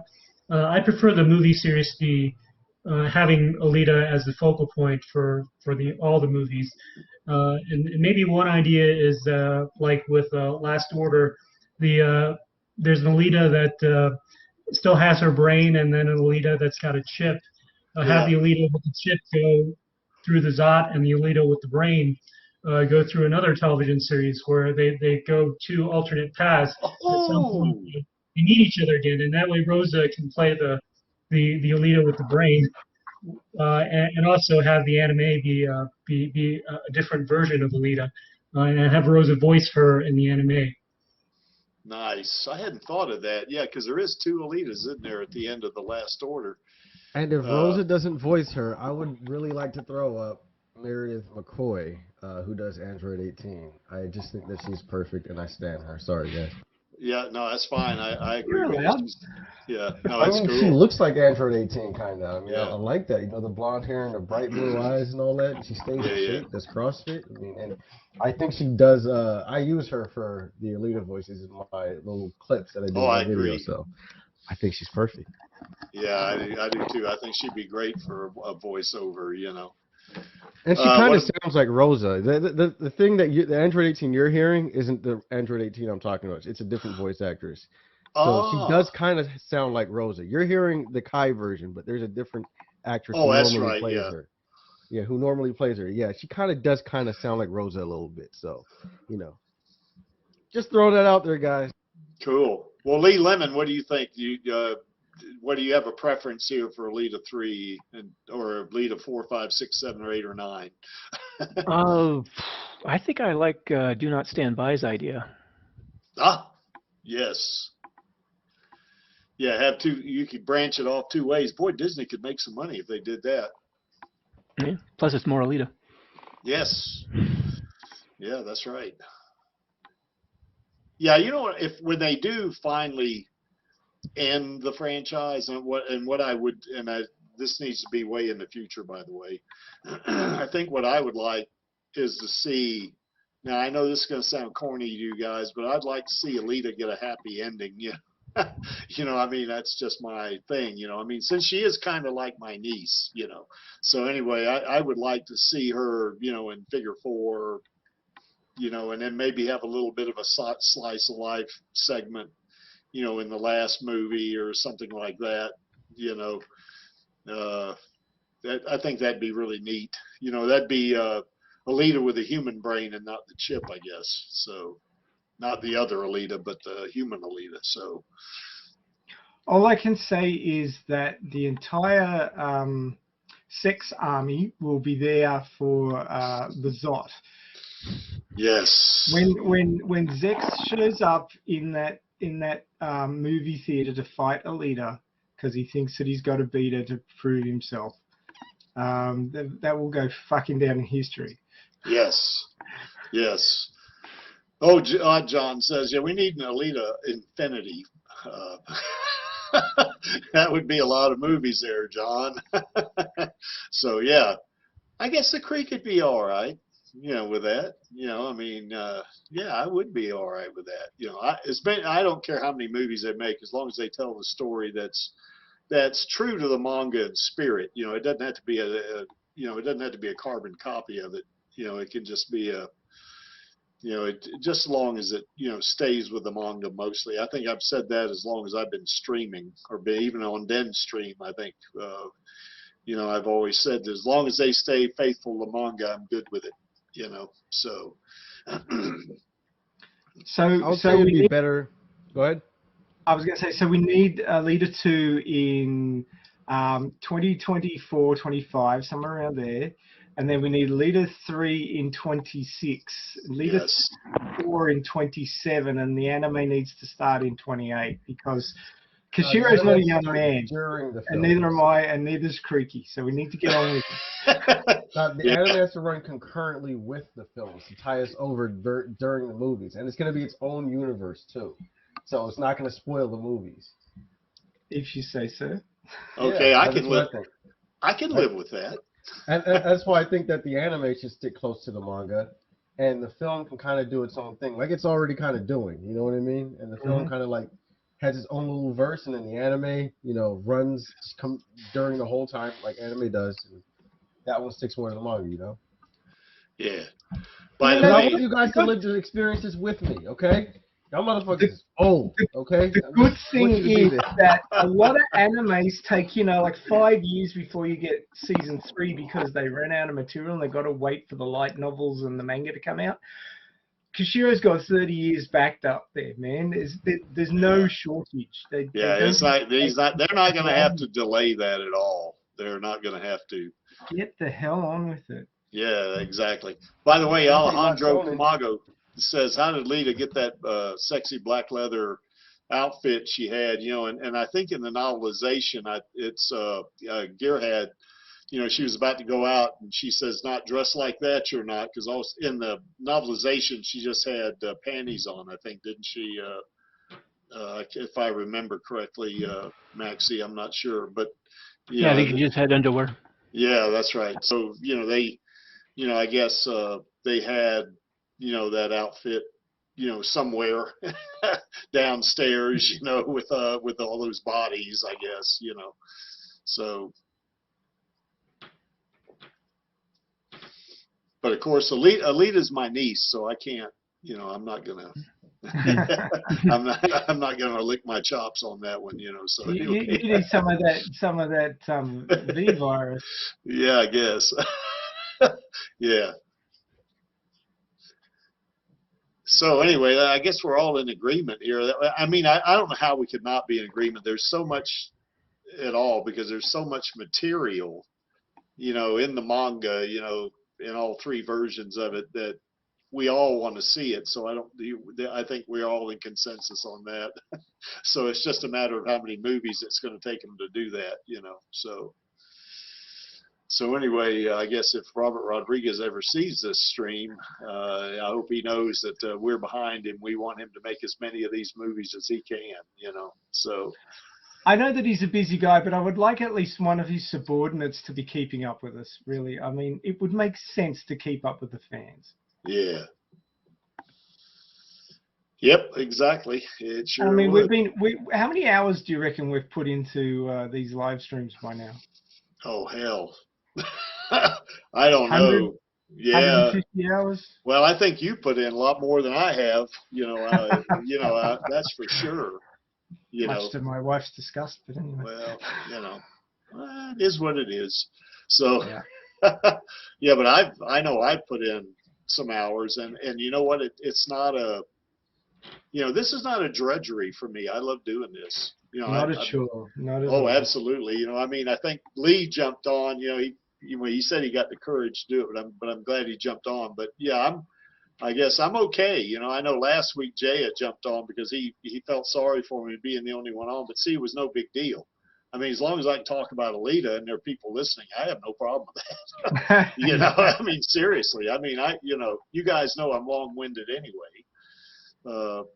I think the only time I've ever been on a stream where I couldn't talk is that very first Radio Chaos stream I was on, and my damn mic wasn't working. If you remember that, Maxie, I had to do everything in the chat. Oh, So, yes. yeah, that was Yes, I remember that pain one. in the butt. So anyway. Well, you know, you got to always start out in Radio Chaos with something not working because it's Radio Chaos. Yeah, that's right. It's chaotic.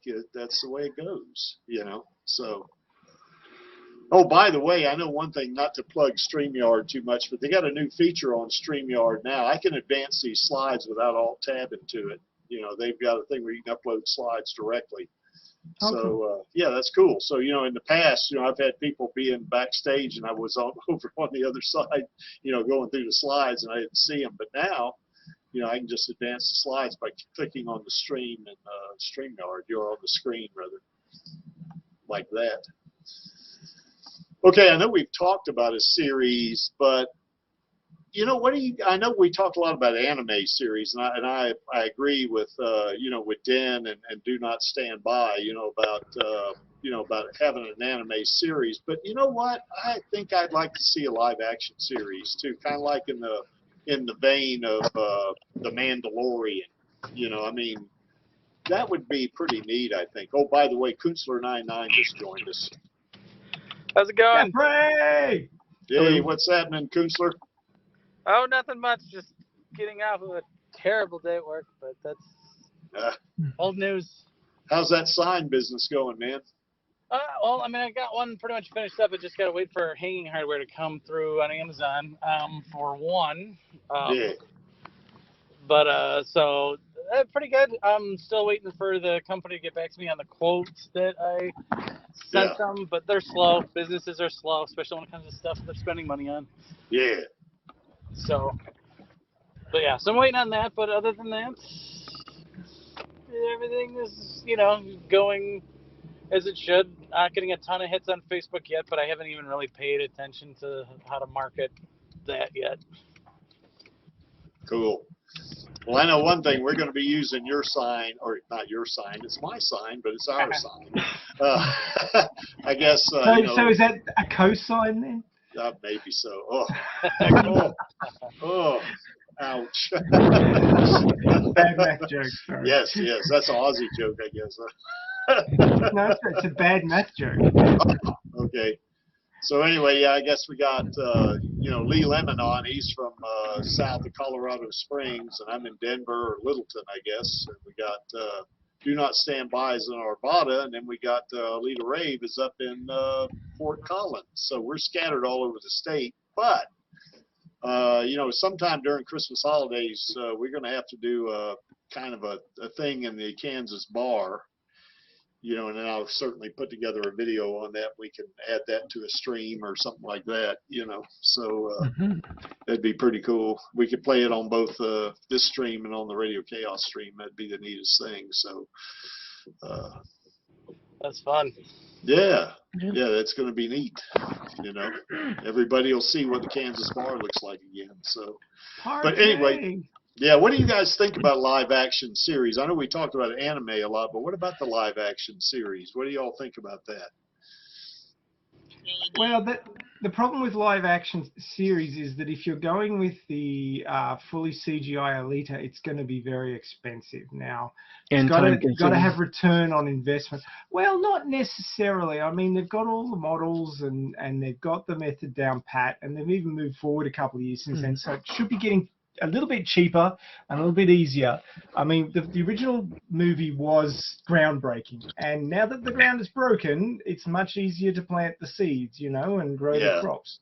So I think that it will be more expensive than your average series. Like, I mean, a guy in a Mandalorian suit's a lot cheaper than a fully CGI main character for all the scenes, except for you know the odd you know what the bad guys are up to scenes.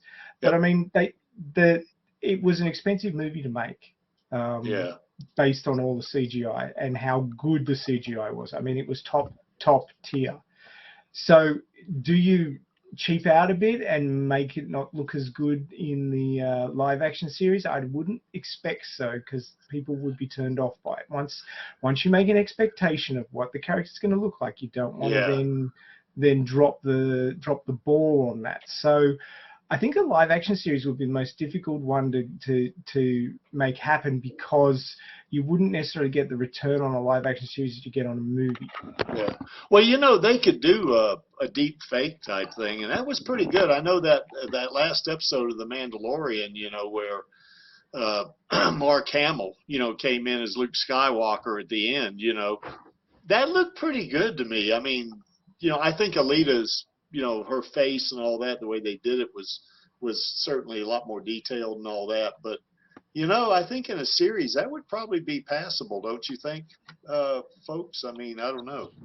I think the format and how it was written, it would be very well matched to it.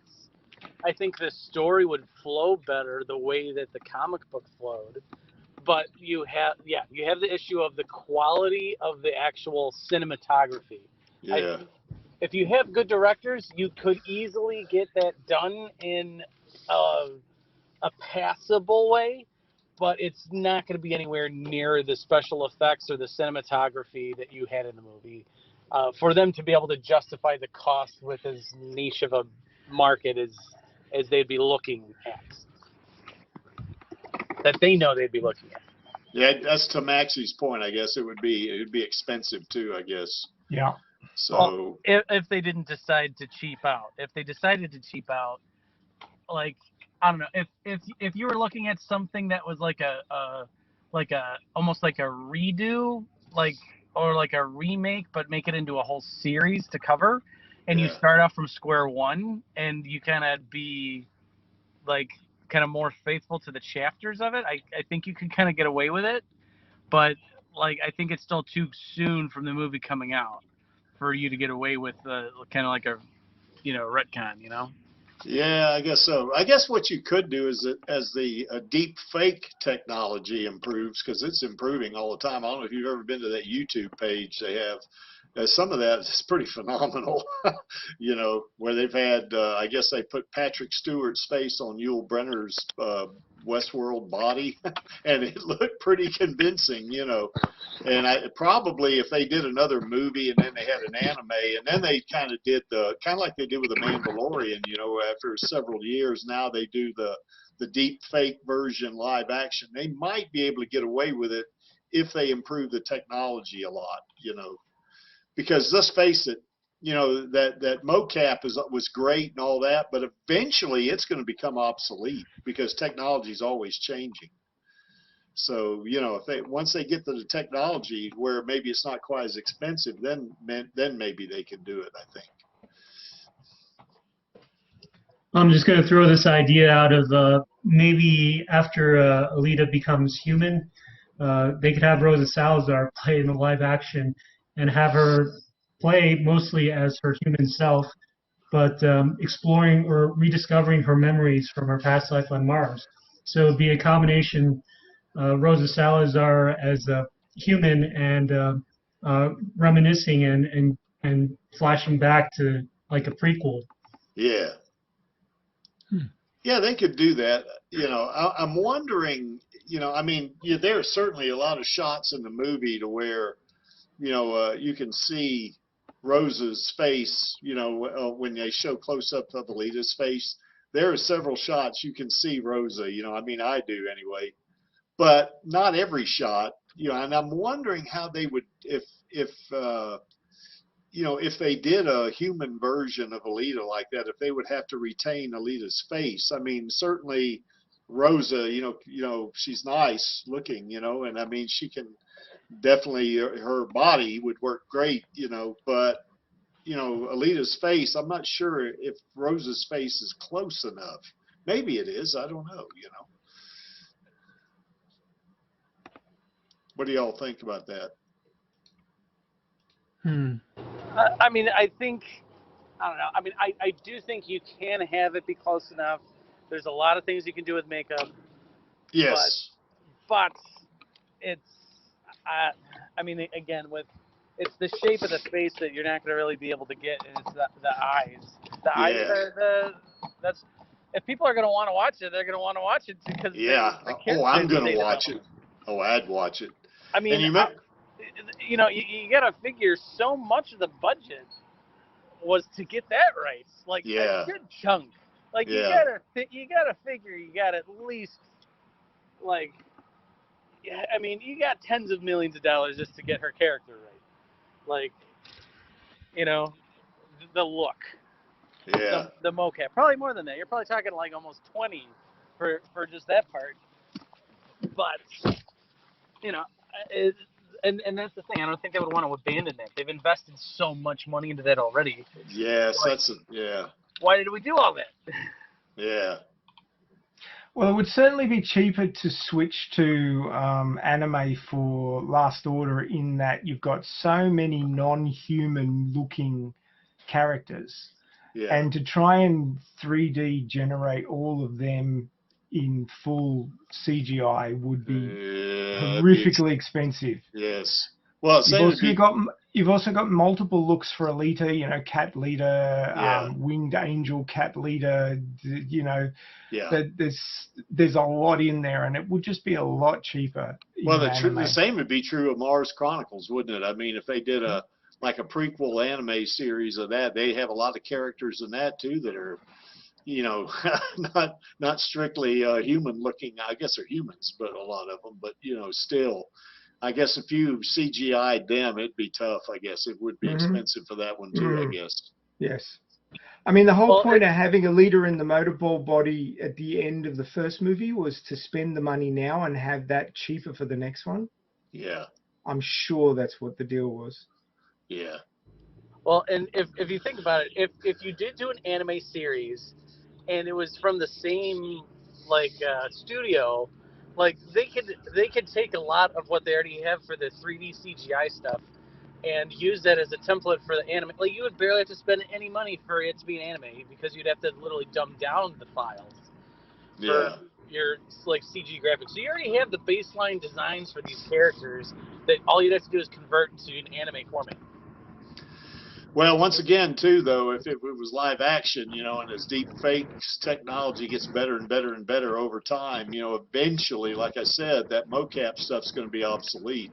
Just like a lot of other technology's obsolete. How many of us have 386 computers now? I mean, that's what I'm talking about. We don't now. We have really Intel, i3, i5, i7, i9, or AMD. Processors with really, fast graphics cards, and they can, support 8K and all that kind of stuff. You didn't have that back in the 80s and 90s. So, technology, we just lost Künstler. Eventually, technology just keeps improving. So that's what I'm thinking, that they might be able to pull off eventually with a live action, where it won't be quite as expensive, as doing mocap is now. Because think about them trying to do Alita Battle Angel back in 1985. Think about that.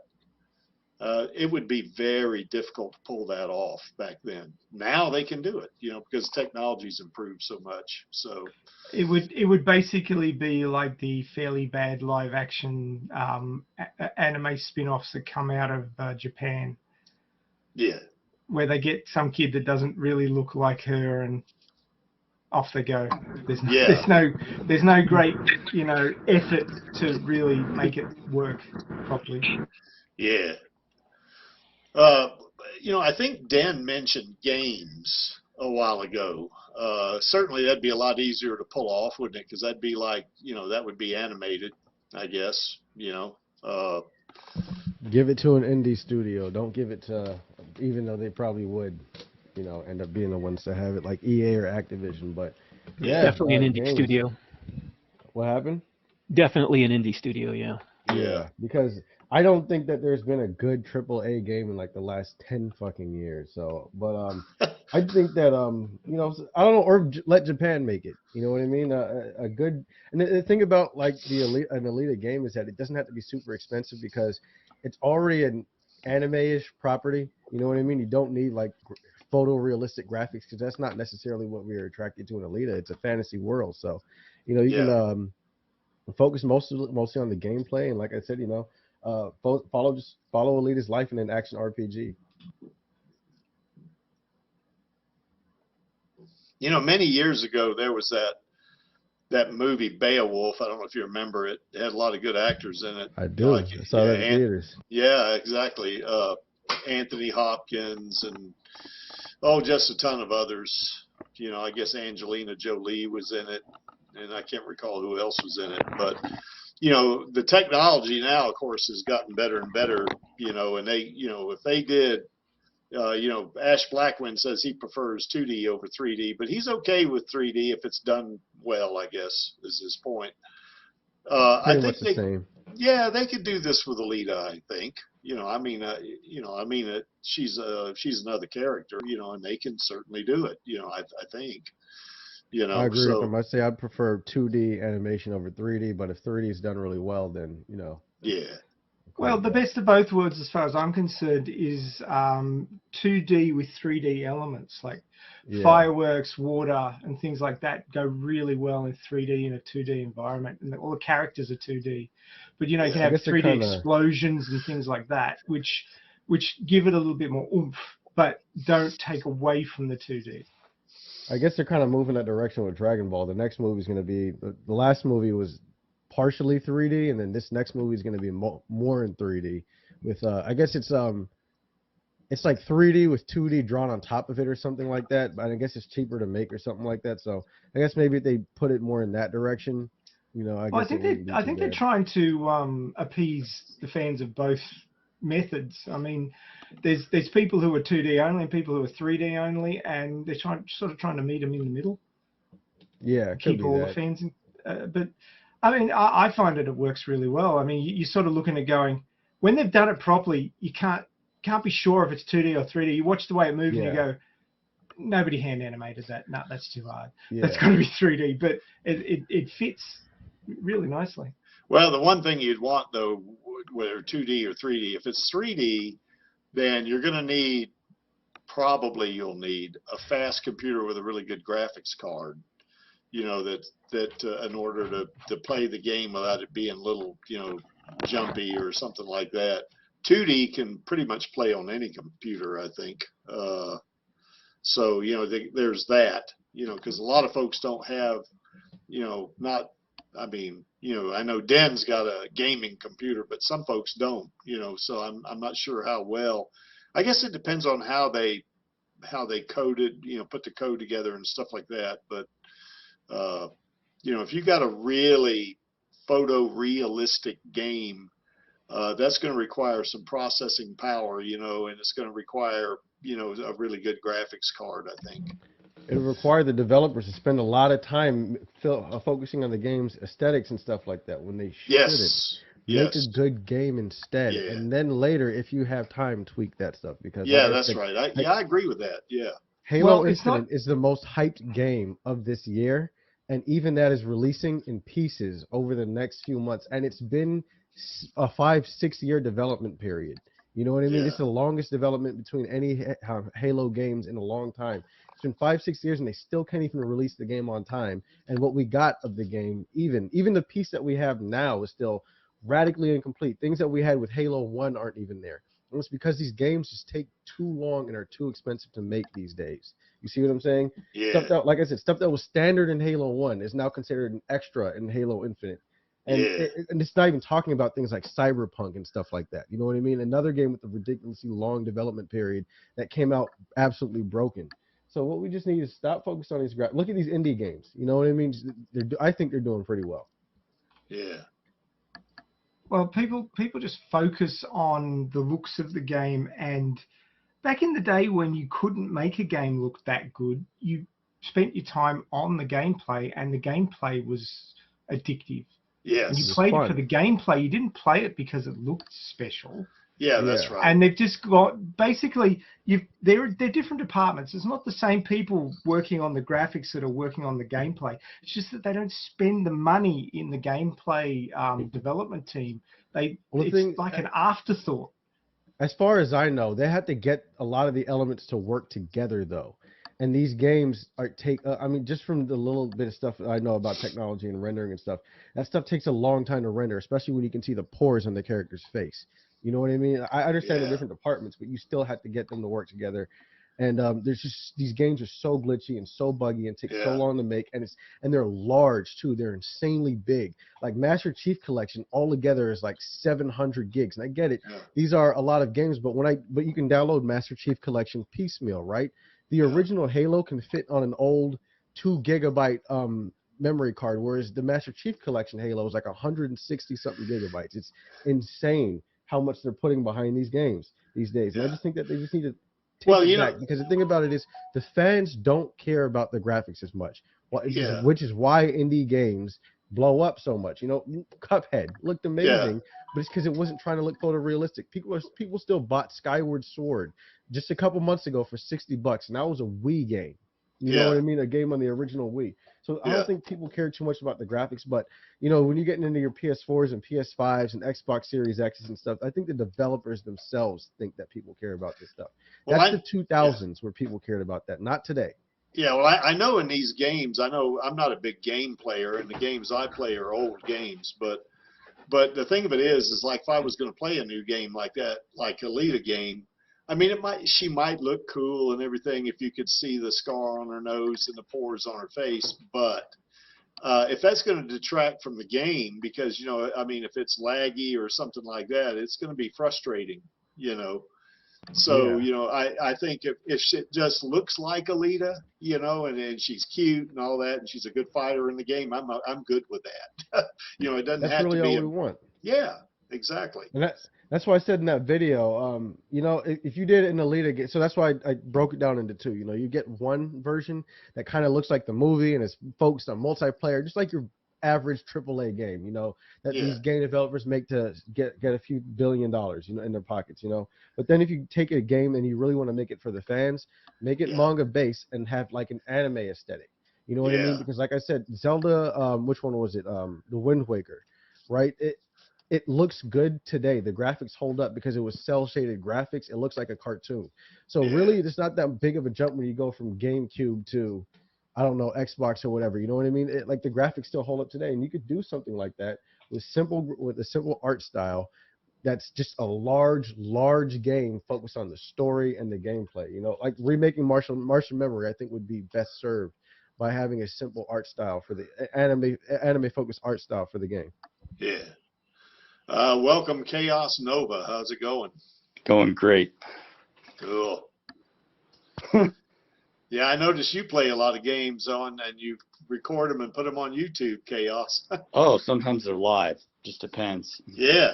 We were just talking about whether we need a photorealistic Alita game or just a really good game where, it's Alita. I'm going to say it before and I'll say it again. They should get Martian Memory on the PlayStation Store. And, you know, it wouldn't be too hard to modify it to be better, you know, more detailed graphics. Not at all. Dude, I like a lone developer, like a person on his own can do that in just like a few months. You know what I mean? There's a game that's on Steam right now that one dude made more or less by himself, and it looks amazing. You know what I mean? It looks way more fun than a lot of the shit that's coming out of AAA studios these days. Not just that, but everyone probably remembers what happened with the Terminator Resistance for PlayStation. No. A smaller developer literally made a game that's just based off the old Terminator timeline. Fairly simple, and it's you in the future as one of the soldiers. And a small developer is able to do it. Like, seriously, if you wanted to remake Martian Memory and put it on the store, You can get two guys. Get two guys that you normally don't give jobs to because, I don't know, you don't trust them because they're noobs or whatever. And just have them do that, make that their project, and boom, there you go. Well, as long as they translate that, I mean, one of the things about that game, I mean, I love watching Chaos play it on YouTube, but I'm still amazed that he can pick out, what weapons to select and what abilities that she has, and it's all in Japanese. And I'm like, how the hell does he know what that We means? got Max and Chaos for that, man. Between them, they know enough Japanese in order to get that shit done. Plus, Max just knows the story like back and front. So if he doesn't know Japanese, he can guess what they're saying. Yeah. Right. I did some translated pictures. I'll do it again now that I'm not so busy with things. And I ought to start doing it before tax season kicks in. Yeah. I kind of wish they would translate that game, though. I mean, and put it on the Play Store. I mean, I'd get it. Well, I know, and sometimes stores like the PlayStation Store have modified versions of older games that are just better, like System Shock. Yeah. It's a very old game for DOS, but they did Enhanced Edition, and now they're doing a remake of it on the game stores. So reserve your copy.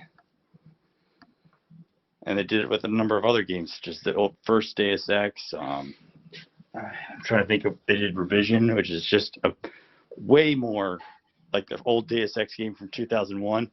They came with the Revision in 2013, and that's just a way more realistic and way more detailed version of the game. The AI is better. The maps and the world that you're in are way larger.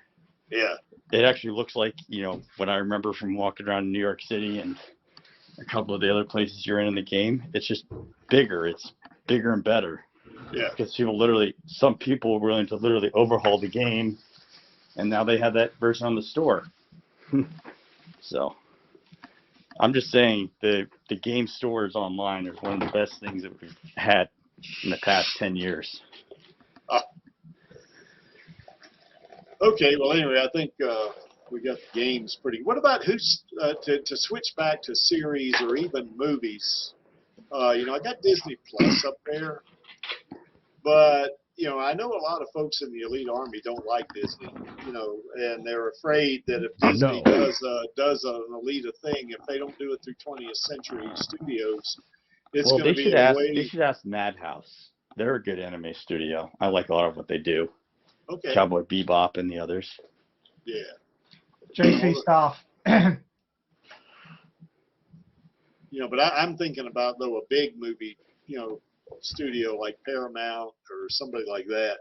Doing Alita movie. If Disney, of course, I don't see Disney turning loose of Alita. I mean, I think it's got too much potential, and I think in some ways they kind of know that, but they're kind of, I don't know what they're doing. They say, well, yeah, maybe it has a lot of potential, but we don't want to turn loose of it, particularly if our competitors are going to get a hold of it, and they're not going to want to, give something to their competitors. I think that might be another reason they're. Well, it's called having something in reserve, because you don't know how long the current IPs are going to stay big. There's usually a peak in interest. Yeah. It happens. I mean, like Home Alone movies, like they were interesting and they were pretty successful with the first two, but after number 3, it was either bombing in the theater or direct to video.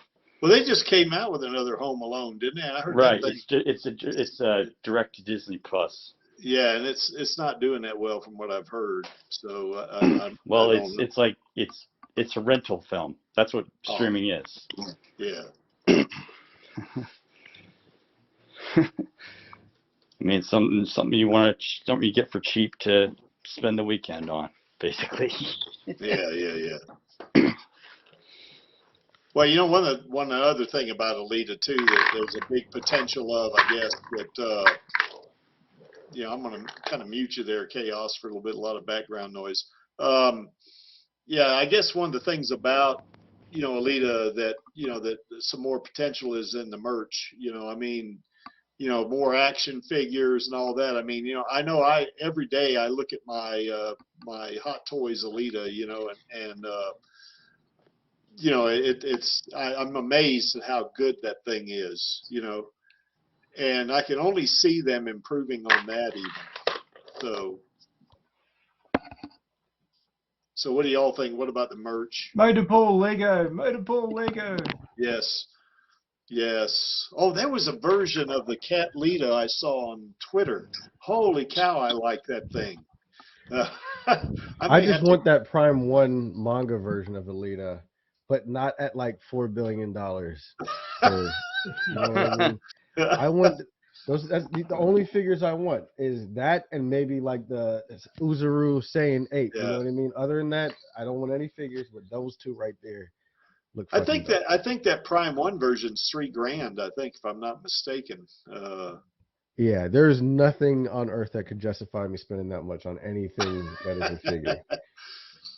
I'm sorry, but man, I wonder how much that good. cat. I wonder how much that Cat Lita version costs. The one that was on Twitter, you guys probably saw it. You know, oh, John Lutz brings up something pretty cool. Yeah, I know Maxie would get this. Alita in the motorball body. You know, a Hot Toys Alita. You know.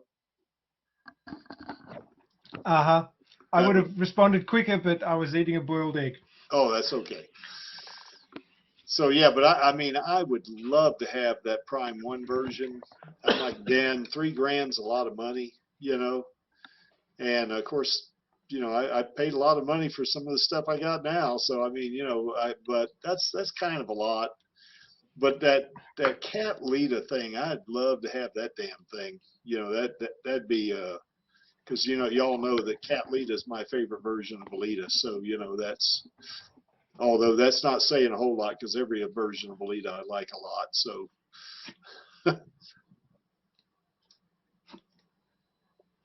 Any other thoughts, guys, about, you know, what's going to be in a series? Like Lee, you or Do Not Stand By, we've been kind of dominating the conversation a little bit. Well, I do need to continue writing, and I'll have another episode of the YouTube contributions. Okay, cool. Next Monday. Cool. So everybody be on the lookout for that one. Yeah, so I don't know if it was brought up before, but I know I've kind of mentioned it in other streams where we've talked about this, but a prequel to like the Karula backstory, because it happens way before the fall. Yeah. Like way before, like, you know, I think that would be cool because it would be a cool story, and people wouldn't really know what it was referencing to until sequels came out, and you know, it would be one of those like kind of sneaky movies where you wouldn't know they'd be related until there's the link between, but you could still make a good ass story, and you don't even need any CGI much because you don't have any cyborgs yet. You know, it's just kind of the mutations. Well, you could also do something similar to the Animatrix, where it's just like a bunch of related spin-off films to kind of promote.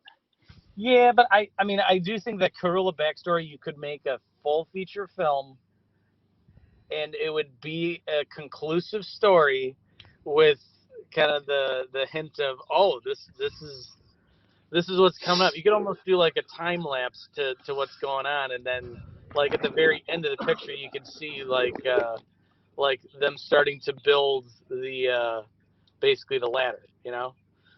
Right.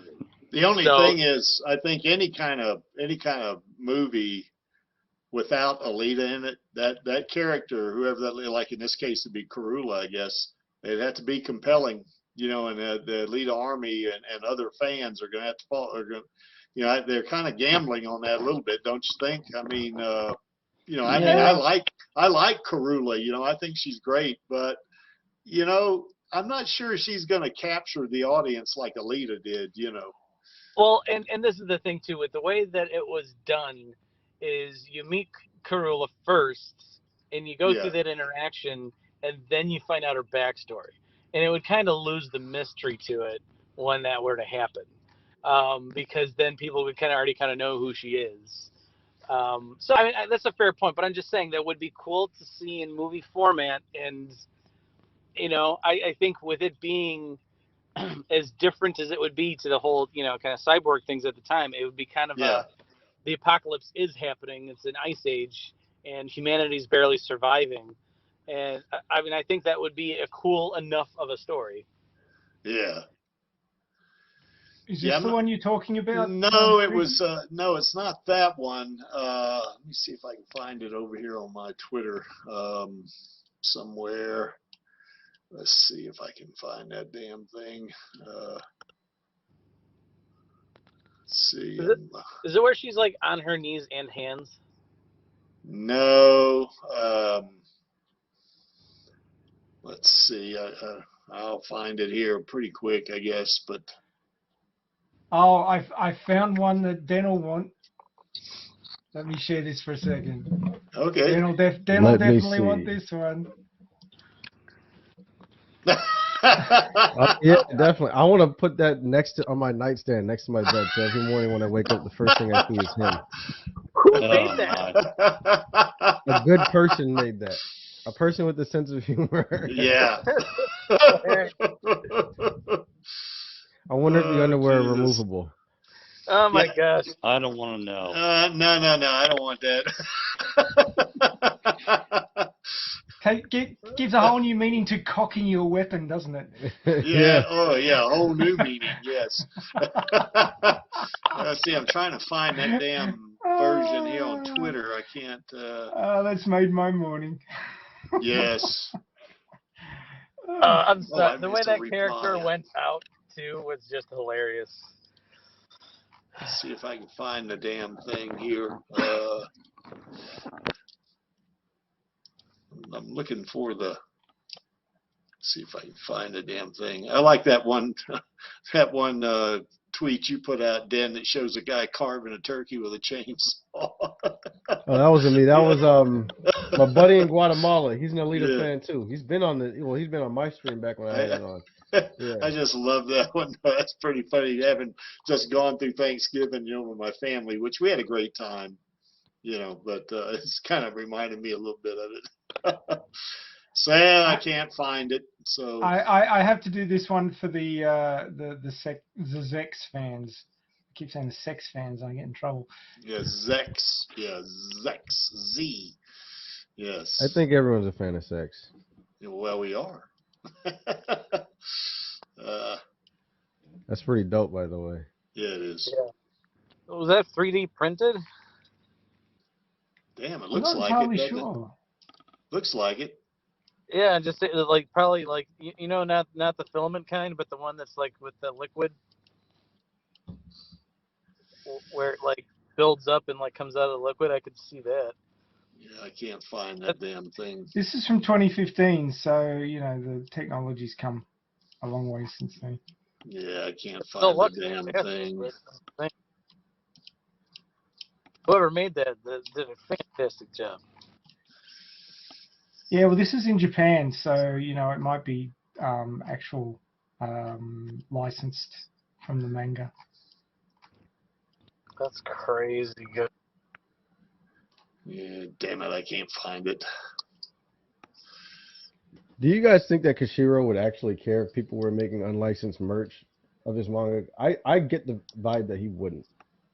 That he would enjoy that. Free advertising. Yeah. He doesn't strike me as the guy who'd care, really.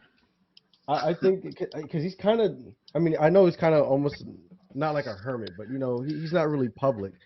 But it kind of does seem like he enjoys that people enjoy his stuff. You know what I mean? Especially putting fan art as actual official designs for Alita and Last Order and stuff like that. And he even has fan art on his website and stuff. I just get the vibe that he's kind of connected to the fans in a different way than a lot of creators. Yep, that's what that's how Alita feels about her Uncle Creek. Yeah. She's going to boost you? That's a bit concerning. Yeah, it is. So anyway. I need to know who Georgie is, because he made a funny one for me, like, what are you doing with my car? Georgie, the Alita fan on Twitter? Or? Yeah, on Twitter. Yeah, that guy. That's the guy that makes pixel art in Russia, I think. Yeah, I love his meme, so I saved it. It's like, what are you doing with my car? It's the part Well, where I she hits can't. the doll, and it's like, what are you doing with my car? And then they joke they have a one from Volume 1. It's just like, oh, nothing. Yeah. Well, I can't find that picture of that one Cat Lita. When you see cool stuff like that, dump it in the Radio Chaos Yeah, I room for the should. news. Yeah, and I will, because I'll find it. I don't want to spend too much more time on it on the stream here, but I'll find it and I'll dump it, over there. So, okay, guys. Well, we've been going for over 2 hours here. Is there anything else that we want to see in any Alita sequel, trilogy, 4 movies, 10 movies, 20 movies, series, merch, anime?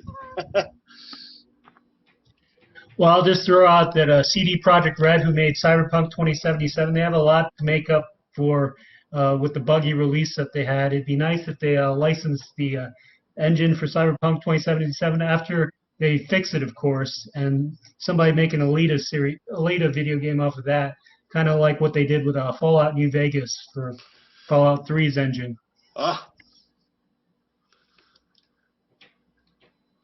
Yeah, I think definitely like that idea. Yeah, they'd do an Alita game. They'd do it justice, wouldn't they? I mean, I don't know about that, but Oh, I think they would. I mean, well, I mean, if they learn their lessons, because I've only watched Angelus play Cyberpunk 2077, but I've heard it had a lot of bugs in it. But if they've learned their lesson, I mean, hopefully, You weren't talking about that, were you? No, it's an actual picture of an Alita. Not an action figure, but it's it's almost like the Prime 1 figure, but no, I like that shot though. Very nice. Yeah, Cat Lita. That's even though I'm a dog person. This is the exception that makes the That's rule. right. Huh? That's right. That's exactly right. So. So anyway, Dan, I don't think you're a Cat Lita fan, are you? Nah. I prefer tuned. Yep. I like the tuned body. That's great. I like that one scene where, Figure 4 and that sidekick of his, I guess part of the building come down. Yeah. And Figure 4, they're looking out and they're saying, "Oh, it's a good thing we were by that window." And Alita's holding up this really heavy, giant weight above them, No, and they don't even notice that she has stopped it from falling on them. And to me, it just strikes me as funny, And that one and that one where that butterfly shows up, she shoots up the side of the wall or whatever, and Figure 4 says, "What the hell was that?" Which I hope we see in the film one day. Yeah. I give her a lot of character, Yep. Yeah, it makes her human, doesn't it? She's got a phobia. Okay, guys, I guess. And why does she have a phobia? Because Kashiro has that phobia. That's exactly right. Yep. Good point. So, guys, did we miss anything? Nothing I can think of. Yeah. Cool. Maxie, you want to talk about this? Yeah, sure.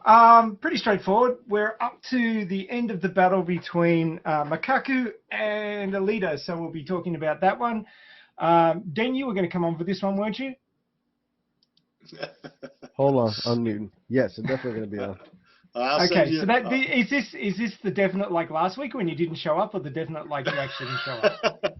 Hopefully, if I'm home, but my wife isn't. My wife isn't going to be home tomorrow, so I'll be here. Do we need to like get one of those bolt guns and bolt you to the floor so you don't wander off? Man, we're gonna have to bolt gun my wife to death because she's the one who drugged me out of the house and then got me stuck in snowbird traffic. I have no idea. I moved to the country so I don't have to deal with traffic, but then I guess everyone had the same idea. Everyone from New York, so. Well, During the those holiday season, it got so bad. well, snowbirds in Florida, that's a problem a lot of times. Yeah. Yeah, Man, it is. it wasn't so much our area, but we went to the mall just like run out and grab something really quick, just like a 30-minute trip, and we were just stuck watching red lights change to green lights and then back to red lights because the traffic was just that bad. Yeah. So I felt bad for you guys, because I told you I was gonna come on and all that shit, and I didn't. But I didn't get home till late. I'm sorry about that, guys. Well, that's right. So we're going to have Denny on, and we might have Avon on for the 3rd week in a row because he's really liking the topics at the moment. Yeah. And Enigma's going to be coming on as well. Oh, wow. Cool. So, yeah, they're coming out of the woodwork. And now that Lee's been on this one, of course, we're going to have to drag him into Radio Chaos and show him some chaos. What do you reckon, Lee and Do Not Stand By, they're, Do Not Stand By is a regular on this stream, and you could also show up to the Radio Chaos stream there, both of you guys. So, yeah. Seeing it's wintry over there now and shitty to go outside. not really. Sure. It was up to 65 degrees here today. You must have nicked our summer because we've had rain for a week. It's been fucking awful. Oh man, it was nice here today. I don't know. What about you, Lee? And Do Not Stand By. How was the weather there up and down in Colorado Springs and Arvada? Wasn't it nice there too? I think, wasn't it? Yeah, it was close to 70 here. Yeah. Yeah, same here. Yeah, I mean it was nice. Everything. Okay. But yeah, read up on Chapter 6 Struggle and get on and talk to us about the manga. We're going to have a good time. By the way, Maxie, you'll have to send Dan a link because Tony actually established the instance on this. So it's the same melon link that we've been using the whole time. It doesn't change. So oh, okay, cool. We just scroll back, find it, and post it out. Yeah. And just before we go on, episode 93 looks like it's going to be Jinx versus Alita. Was Jinx taking cues from the Alita movie? So that's in Arcane. So we'll be talking about that one the week after. Because it's a hot topic. So I thought we'd better slot that one in. And hopefully we'll have a special guest on too in one of these upcoming episodes. Yeah, don't go advertising that until you know for sure. Oh yeah. Oh no, we don't want to get our hopes up. Let's just say I'd like 99 to be that good. Well, I mean, there was 2 special guests, and I'm thinking of the other. I was thinking of the other one, but well, we'll just let it go for that, And anyway, here's our lady. She's the one that made Alita happen. I mean, I know Rob Rod directed it, and James Cameron produced it, and all that stuff. But without her, I think Alita wouldn't be the same. Because Rose is a great actress in my opinion. So I just think I just like the expressions on her face. I think Do Not Stand By, and I've talked about this a lot. How just how her presence, in the movie just really. I know it knocked my head off the very first time I saw it. So it was great. So. Yep. Okay.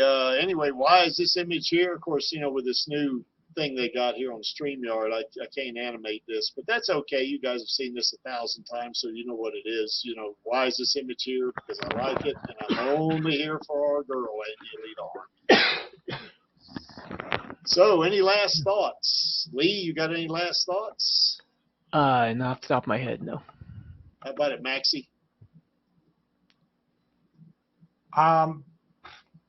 Let's have a sequel. Yeah, there you go. Yes. Sequel, please. Sequel, please. Yes. Yeah. Just announce it so we can get all hyped up. So we can just get on with it. Yeah, exactly. And before before Creaky turns 400 years old too. So how about it, Den? Any last thoughts?